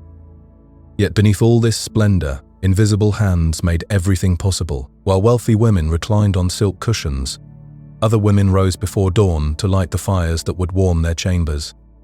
The luxury that surrounded the elite, every gorgeous detail of it, rested on the bent backs and calloused hands of those who owned nothing, not even themselves. The furnace that heated those marble floors, someone had to feed it wood every few hours, day and night, season after season. Standing in the smoke, breathing the fumes, hands blistered from hot metal and rough bark. The woman who did this work, she remains nameless in history. We don't know if she remembered freedom, if she had children sold away from her, if she ever dreamed of a different life, but she was as real as the wealthy women whose comfort depended on her labor. When the mistress of the house wanted to travel through the city, she didn't walk. That would have been beneath her dignity. Instead, she reclined in a litter, a mobile room, carried on the shoulders of strong men. 4 or 6 of them, moving in perfect coordination through the crowded streets, their muscles straining under the weight. The woman inside might read poetry or doze in the afternoon warmth, while outside, the men who made her transportation possible felt every stone in the road through their aching backs. These bearers were valuable property, trained and expensive. Their owners fed them adequately and treated their injuries, but only the way you'd care for a prize horse. Their well-being mattered because they were useful, not because they were human beings with hopes and fears and dreams of their own. In the kitchens of grand houses, the work never stopped. Before the sun rose, fires had to be lit, bread had to be baked, the day's meals planned and begun. The heat was overwhelming, the smoke choking. Burns a constant danger from open flames and red-hot metal. The work continued long after the family had retired, cleaning up after elaborate dinner parties, scrubbing pots and floors and preparing for tomorrow's cycle to begin again. Some kitchen workers developed real skill, became valuable for their talents. A cook who could create culinary masterpieces might earn better treatment, small privileges within the rigid hierarchy, but most remained invisible, their names unrecorded, their exhaustion unnoticed by those who enjoyed the fruits of their labor.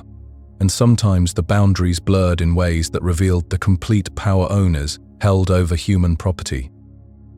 Historical records mention singing cooks, enslaved workers who were required not just to prepare and serve food, but to perform while they did it, to smile and entertain the guests even as they worked through another 18-hour day. The psychological weight of such demands, having to perform joy while living in bondage, stretches the imagination in painful directions.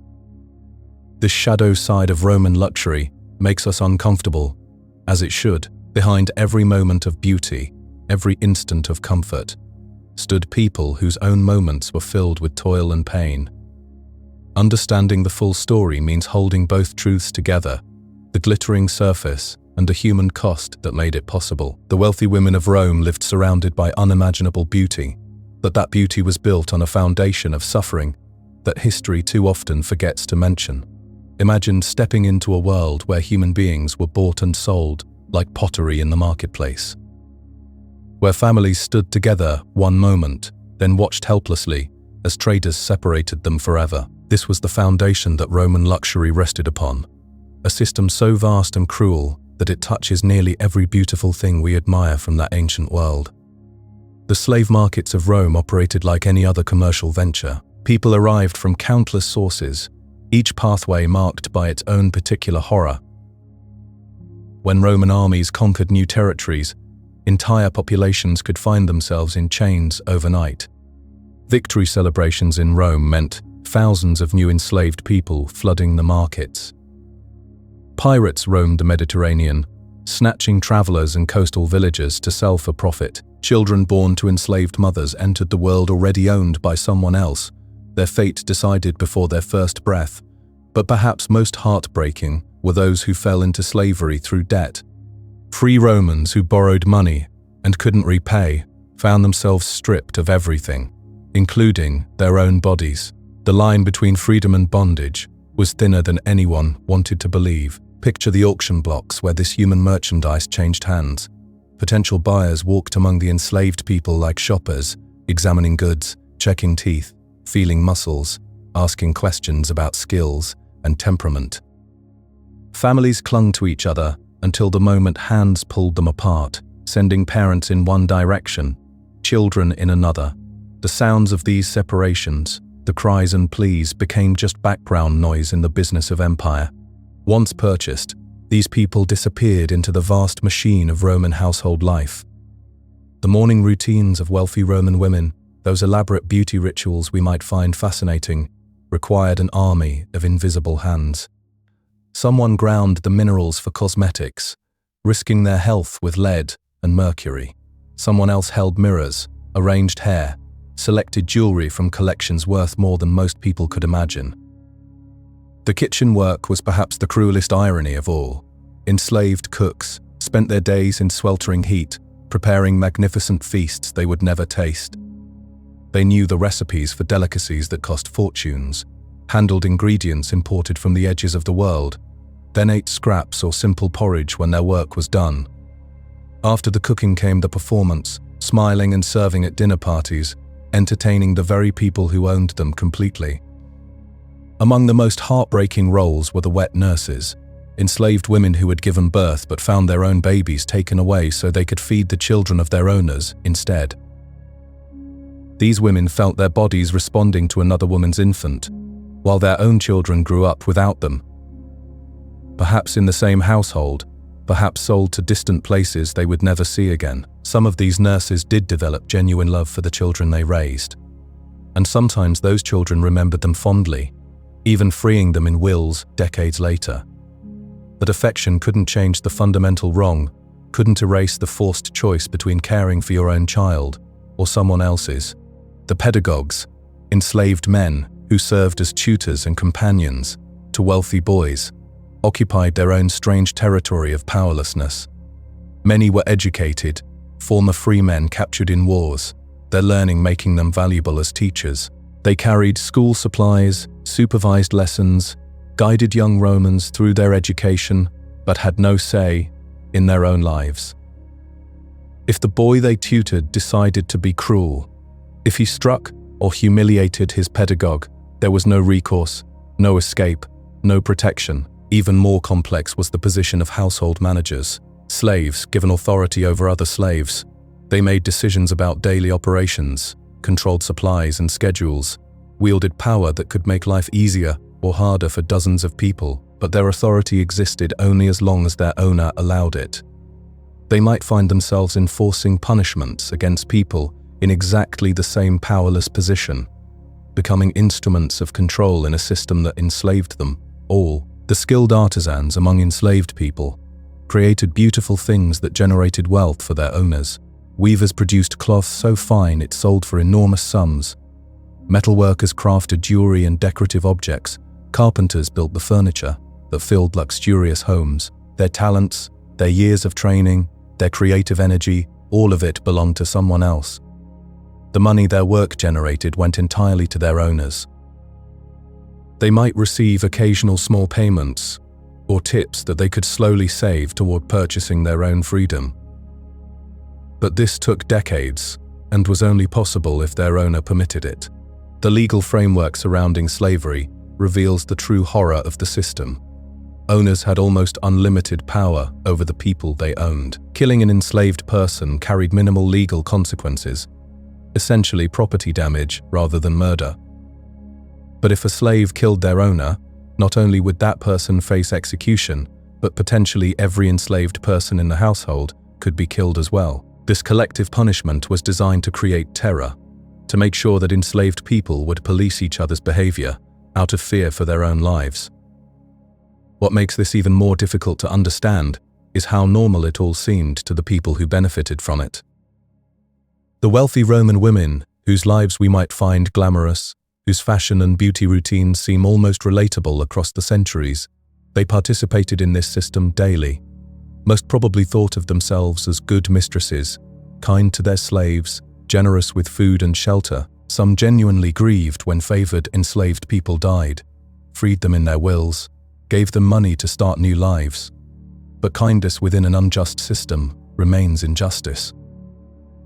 The gentlest slave owner is still someone who owns another human being.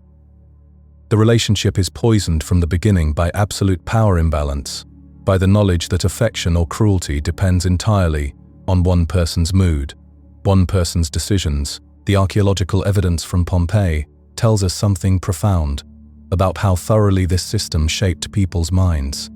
Among the preserved remains of those killed by the volcanic eruption, researchers found enslaved people who died while trying to complete their assigned tasks. One person was discovered in a basement near wine storage, apparently sent to fetch wine and trapped when the building collapsed. Even facing natural disaster, their first instinct was to obey, to serve, to put their owner's needs before their own survival. The scope of this system stretched across the entire Roman world. Every beautiful villa, every elaborate dinner party, every silk dress and gold bracelet, every perfectly arranged garden and masterfully prepared meal, all of it was built on systematic human exploitation. The perfumes that masked the smell of dangerous cosmetics, the jewelry that represented portable fortunes, the elaborate entertainment that filled wealthy homes, it all rested on the labor of people who had no choice, no freedom, no power to say no. This isn't easy knowledge to carry. It complicates our admiration for Roman achievements, forces us to see the human cost of ancient luxury. But we cannot understand that world, honestly, without confronting this reality. The beauty and sophistication came with a price paid by millions of people, whose names we will never know, whose suffering made possible the civilization we still study and sometimes celebrate today. Picture an ancient world where human beings were bought and sold, like livestock, yet somehow managed to keep their hearts beating with hope. Roman society built itself on the backs of millions of enslaved people, and the suffering they endured simply didn't matter to those who grew wealthy from their labor. But here's what's remarkable about the human spirit. It finds ways to bloom even in the darkest soil. These enslaved people fell in love despite knowing their beloved could be sold away tomorrow. They whispered prayers to gods both old and new, finding comfort wherever they could grasp it. They formed families, knowing those precious bonds might be severed at any moment by their owner's whim. Resistance took many forms in this world. Sometimes it was as simple as working a little slower than expected, or accidentally breaking something valuable, or slipping an extra piece of bread into a hungry mouth. These small acts of defiance were dangerous, but they were also necessary, tiny assertions that somewhere inside, freedom still lived. Once in a great while, that resistance exploded into something much larger. The most famous revolt happened around 73 years before our common era, when a gladiator named Spartacus led thousands of enslaved people in an uprising that terrified Rome itself. The rebellion ultimately failed, as most did, and 6,000 rebels were crucified along the great road leading to Rome, their bodies left as a warning that stretched for miles.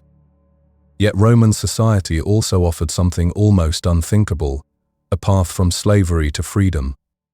Some enslaved people were freed in their master's will, others saved enough money to buy their liberty, still others earned freedom through years of loyal service.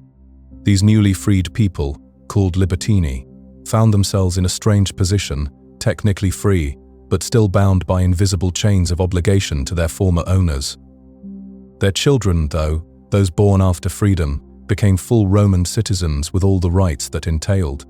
Within 2 generations, a family could journey from slavery to complete citizenship, a transformation that speaks to both the brutal flexibility of Roman society and its capacity for reinvention. Some freed women achieved remarkable success, opening businesses, accumulating wealth, marrying free men. Their tombstones tell stories of triumph over impossible odds, lives rebuilt from nothing. But these success stories were rare jewels scattered among countless struggles. Most freed people remained poor, carrying the invisible scars of their former bondage. Now imagine the peculiar intimacy that developed within wealthy Roman households between mistresses and their enslaved attendants.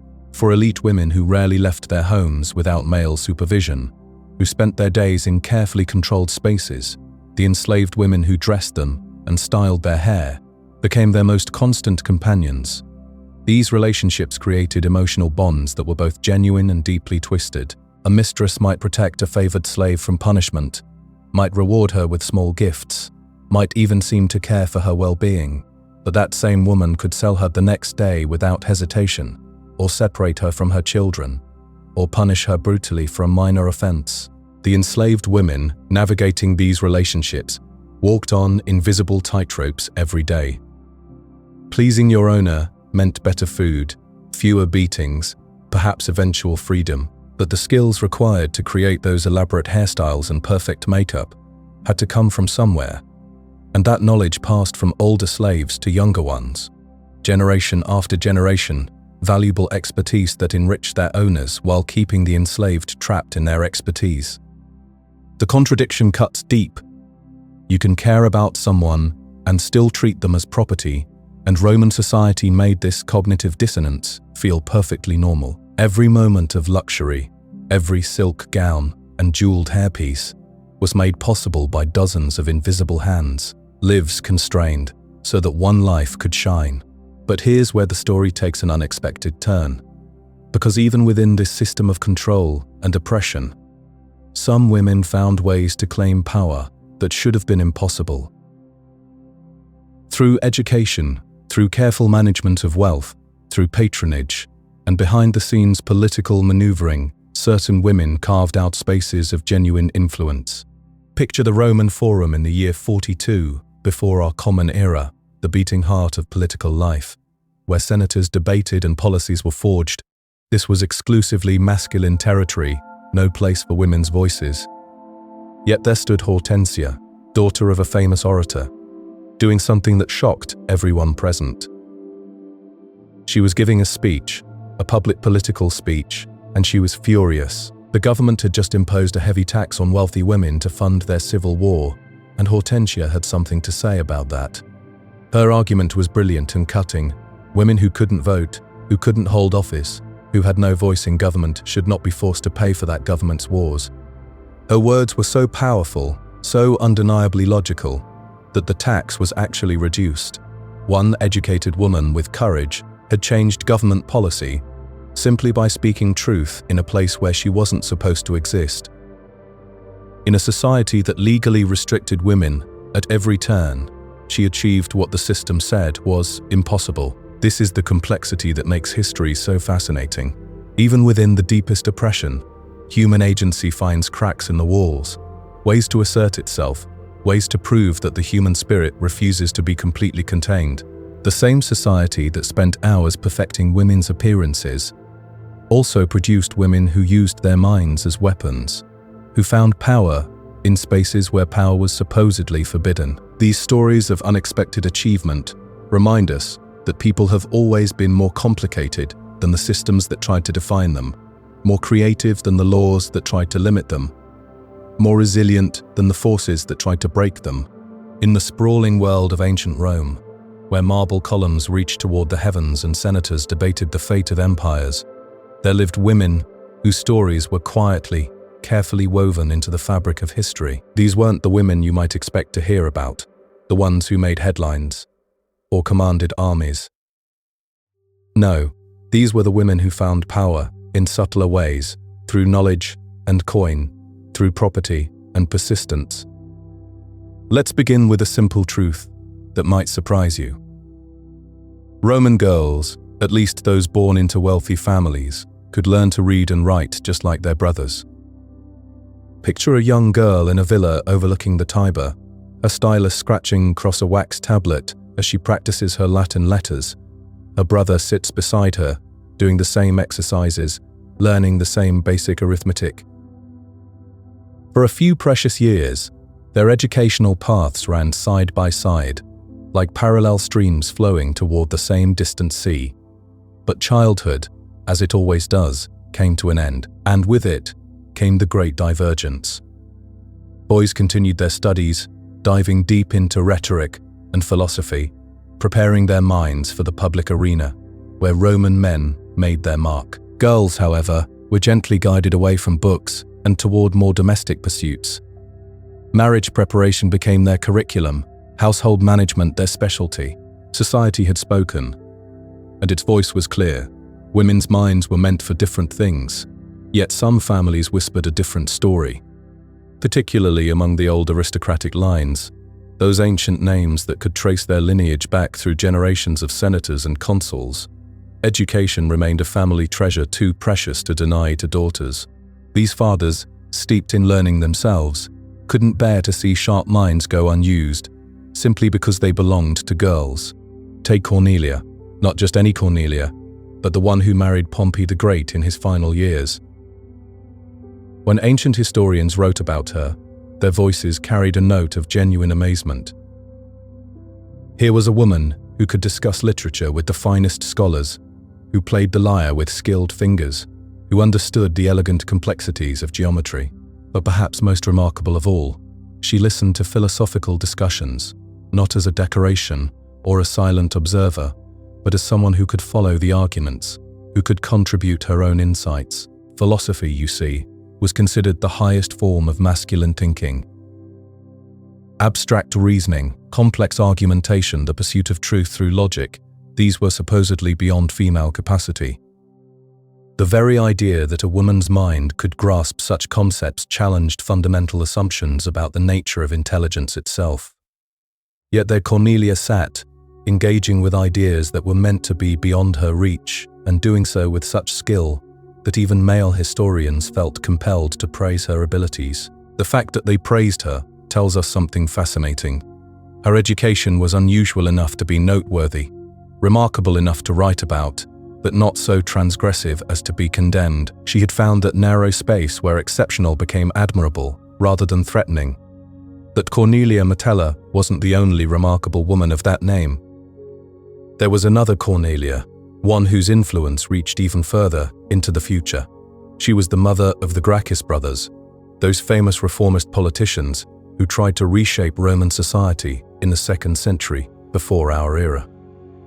This Cornelia received the finest education her aristocratic father could provide, learning from tutors who normally taught only boys. But what she did with that education was perhaps even more extraordinary than receiving it. She became a teacher herself. Rather than simply hiring the usual male instructors for her sons, she took on much of their education personally. She taught them rhetoric, that crucial Roman art of persuasive speaking. She guided them through philosophical texts, helping them think through complex moral and political questions.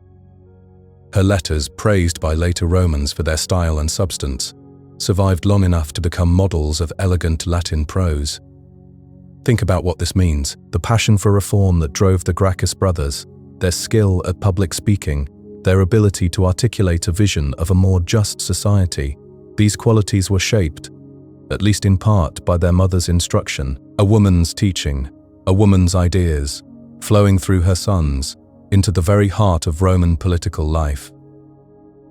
In the realm of poetry, we find another quiet revolutionary. Sulpicia wrote during the age of Augustus, when Roman literature was reaching new heights of sophistication and artistry. She composed love elegies, intimate poems about her own romantic experiences, her desires and disappointments. This was a genre dominated entirely by male voices, men writing about love from their perspective, their needs, their understanding of passion. But Sulpicia dared to offer something different, a woman's voice speaking about love in her own terms. Her poems survived, though only in fragments, and only because they were tucked away in collections of male poetry, almost hidden within the dominant literary tradition. How many other women wrote poetry that we'll never read? How many female voices were lost because their words weren't considered worth preserving? These educated women discovered that learning gave them tools extending far beyond personal enrichment. When their husbands traveled on business or military campaigns, these women could manage complex estates with confidence. They could read contracts with understanding, interpret financial documents with skill, make informed decisions about investments and expenditures. Education transformed them from helpless dependents into capable partners. They became patrons of culture, using their resources to support poets, philosophers, and artists. Through their choices about who to fund and what projects to support, they helped shape the intellectual life of their time, and perhaps most importantly, they taught their own daughters, creating chains of female education that persisted despite social pressure to limit women's learning. But education alone wasn't enough to create real power. That required something more tangible, something that could be counted and measured and passed down through generations. It required money, property, assets that could be controlled and deployed. And here, Roman women enjoyed advantages that might surprise anyone familiar with other ancient societies. Roman law, particularly as it evolved during the late Republic and early Empire, allowed women to own property independently. Not all women, certainly. Poor women owned nothing but their labor, and enslaved women were themselves property of others. But women born into prosperous families could own land, houses, businesses, and money. More crucially still, they could control these assets with remarkable independence. The legal framework was admittedly complicated, full of the sort of elaborate restrictions that Roman jurists loved to devise. Women were technically under guardianship throughout their lives, subject to the authority of a male tutor who was supposed to oversee their financial decisions. In early Roman history, this guardianship was strict and limiting, keeping women dependent on male approval for even minor transactions. But law, like society itself, has a way of evolving. By the 1st century before our era, the institution of tutorship had weakened dramatically. Guardians found themselves with less and less actual control over their female wards. Women could choose their own guardians, could change guardians if one proved uncooperative, and most remarkably, could escape guardianship entirely under certain circumstances. The magic number was 3. Women who had given birth to 3 children achieved a legal status called iuris liberorum, the right of children. This status released them from guardianship completely, making them sui juris, legally independent. They could conduct business, sign contracts, buy and sell property, without requiring male permission. They had achieved something approaching true economic freedom. Emperor Augustus introduced this law as part of his broader campaign to encourage marriage and childbirth among the elite. Rome needed more citizens, more soldiers, more taxpayers, and Augustus hoped that legal incentives might persuade wealthy women to have larger families. Whether he intended it or not, however, this law gave women who met its requirements extraordinary power over their own lives. Some women seized this freedom and ran with it, becoming serious players in Rome's complex economy.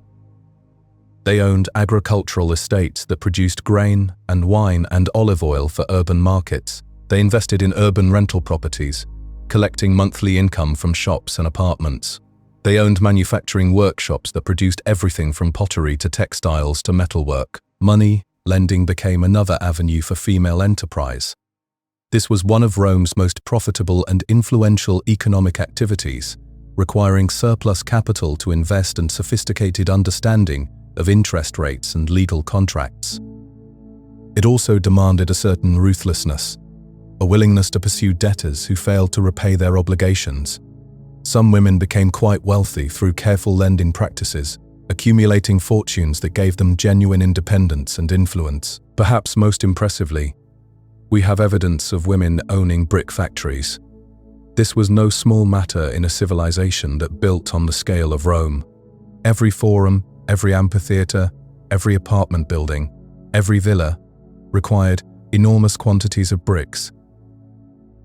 A brick factory was a major industrial operation, employing dozens or hundreds of workers, requiring significant capital investment, generating substantial profits.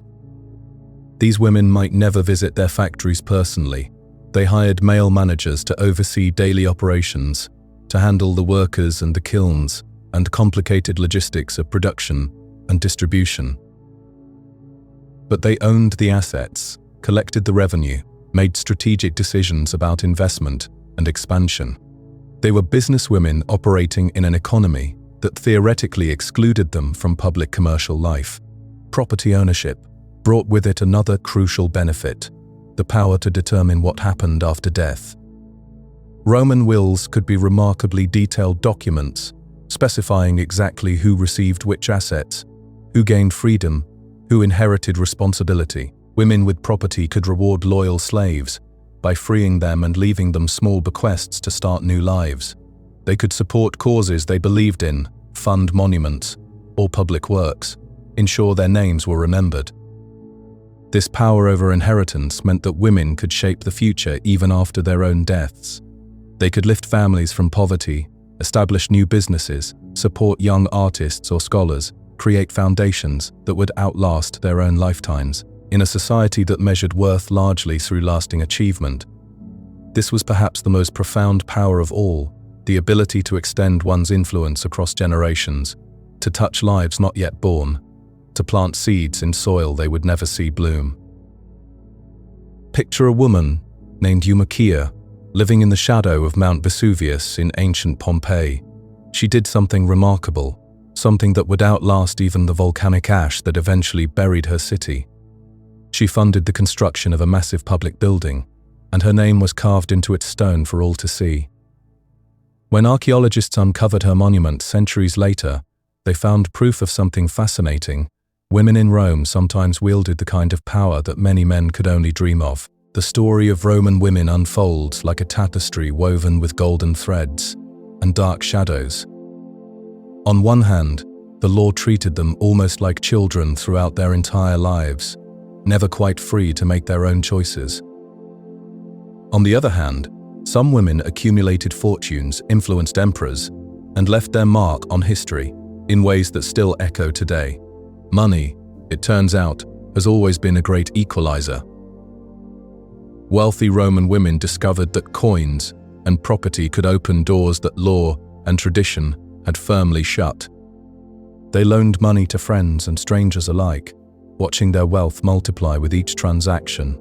They bought land, lots of it, sprawling estates that generated income, year after year. When death approached, they could decide exactly how their fortunes would be distributed, supporting daughters and granddaughters, ensuring that the next generation of women would have resources to build upon.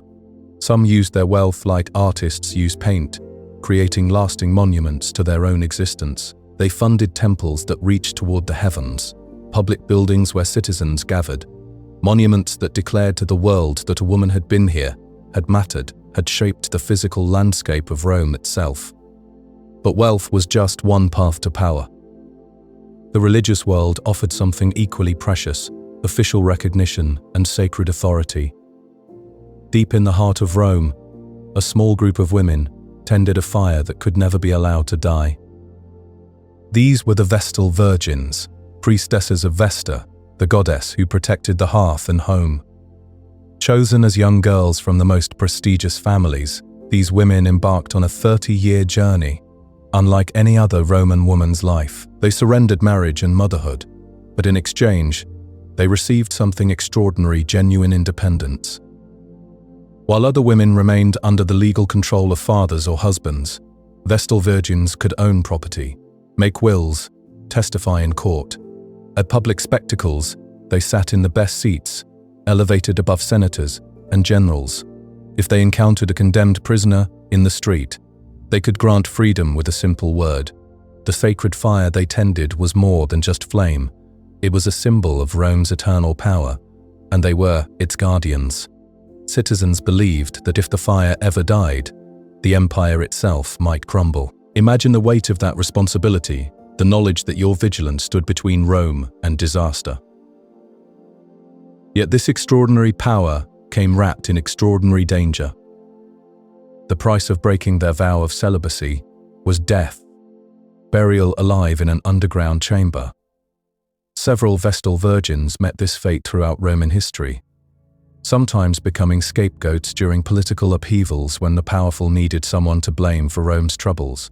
Even knowing this terrible risk, elite families competed to have their daughters chosen as Vestals. The position offered something that normal domestic life could never provide: public authority, sacred power, and independence that lasted 3 decades. Religion opened other doors for women as well.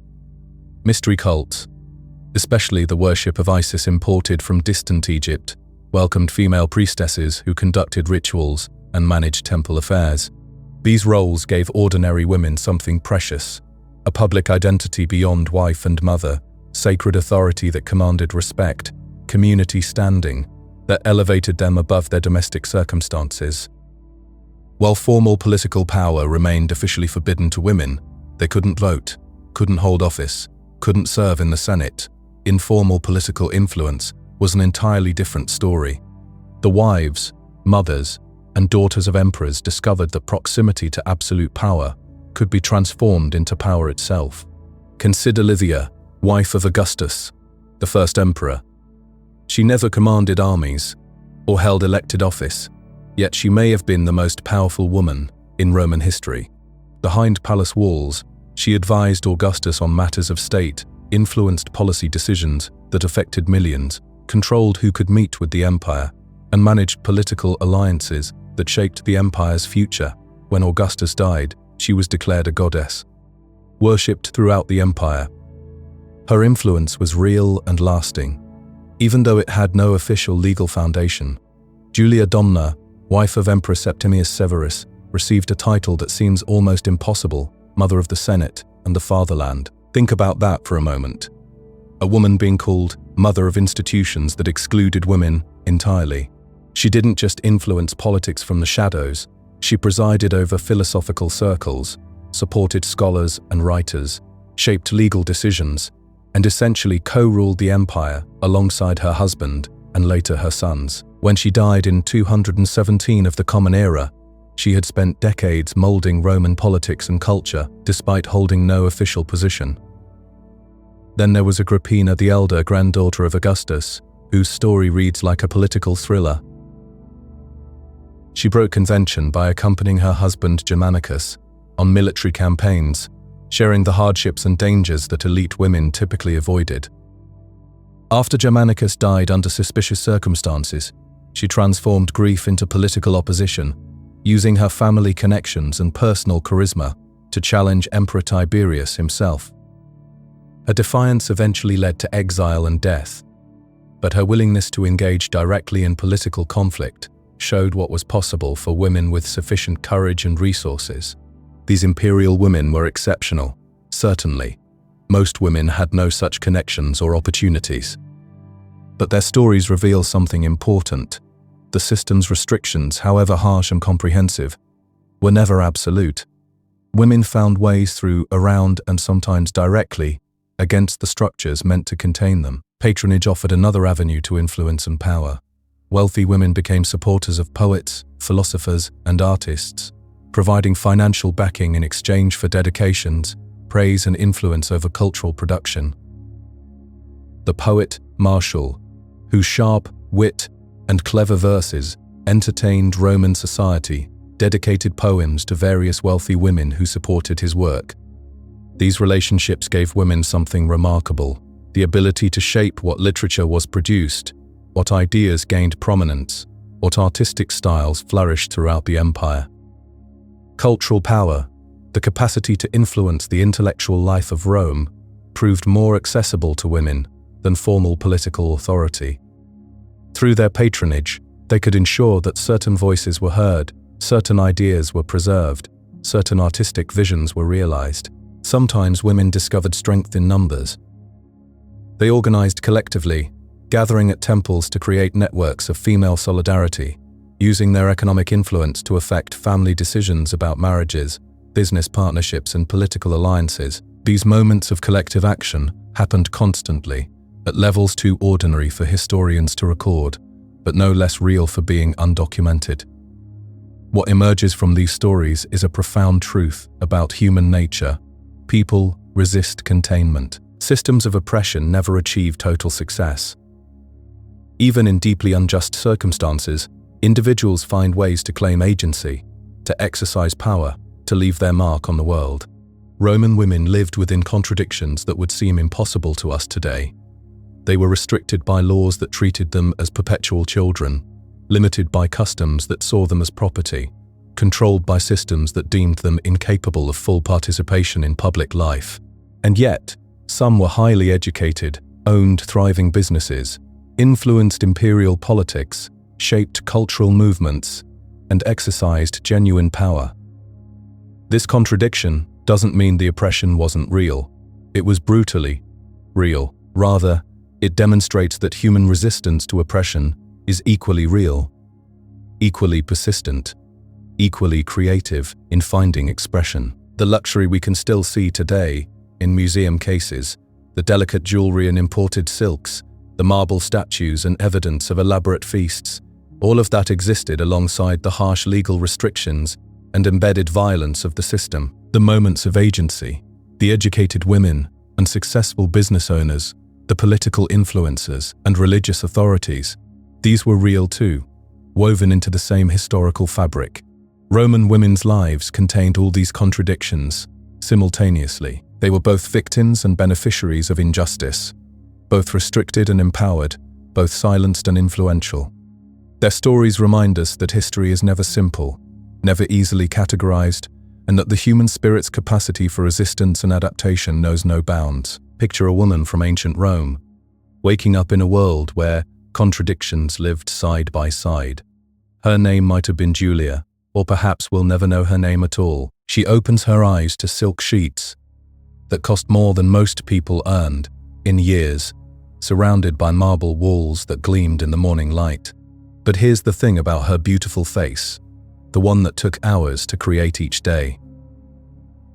It was slowly killing her. Every morning, she painted her skin with white lead powder, a poison that seeped into her body with each application. The Romans had no idea that their pursuit of pale, perfect skin was literally toxic. They just knew that society demanded this look, and so they paid the price. Her world was built on invisible hands. Enslaved people will never know by name made every moment of her comfort possible. They heated her bathwater, they wove her clothing, they prepared her food. The cosmets, those skilled beauty specialists, knew secrets of hair, styling, and makeup application that took years to master. In some strange way, they held power through their expertise, their intimate knowledge of their mistresses' preferences and moods. Yet they could be sold, beaten, separated from their families at any moment. This woman could own jewelry independently, could sell it, could pass it down to her children. Real economic power, genuine autonomy in a world that offered women very little of either. But she couldn't vote, couldn't own property without bearing 3 children first, couldn't represent herself in court without a male guardian standing beside her. The jewelry itself tells fascinating stories. Those snake bracelets that coiled around Roman arms, you can find versions of them in high-end stores today. Those boat-shaped earrings, those intricate gold designs, modern goldsmiths still reference them. Beauty standards from 2,000 years ago, the pale skin, the elaborate hair, the draped fabric, these ideals kept appearing in European art through the Renaissance and far beyond. Think about their bathing culture for a moment. Romans didn't just see baths as hygiene, they were social rituals, community experiences. This idea influenced the development of spas and public baths in later European societies.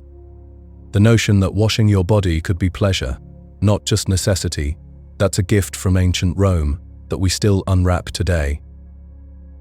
Elite Roman women were educated in literature, philosophy, music, not because society believed in their intellectual equality, but because educated wives reflected well on their husbands. Still, once you give someone knowledge, you can't completely control how they use it. Some of these women found ways to exercise real influence through their learning, through business dealings, through cultural patronage, through sheer force of personality. The stories they left behind became templates. Cornelia, the ideal mother. Lucretia, representing perfect chastity. Hortensia, that rare female orator who dared to speak in the forum. These tales circulated through medieval and Renaissance culture, providing models for how women should and shouldn't behave, inspiring and constraining at the same time. What they really left us were questions that we're still trying to answer. What does luxury actually mean? Is it the silk and jewels and marble? Or is it freedom, autonomy, the ability to make choices about your own life? Roman women had extraordinary material, abundance. At least the elite ones did, but they had severely limited freedom. Which matters more? Can you have genuine luxury without genuine agency? We still ask these questions today when we look at wealth inequality, at the difference between material comfort and meaningful autonomy, at systems that provide abundance while denying choice. They left us wondering about beauty and pain. Roman women endured hours of uncomfortable, often dangerous beauty rituals to achieve looks that society demanded. We still do this, though perhaps our methods are less immediately toxic. How much pain is beauty worth? Who decides what beauty looks like? Why do these standards exist, and whom do they really serve? When a wealthy Roman woman could see our world today, she'd be shocked that women vote, hold office, serve as judges and generals. She'd be amazed at women's legal equality, at least in theory, in many modern societies. But she'd probably recognize our makeup routines, our love of gold and gems, our luxury handbags and designer shoes as portable displays of wealth.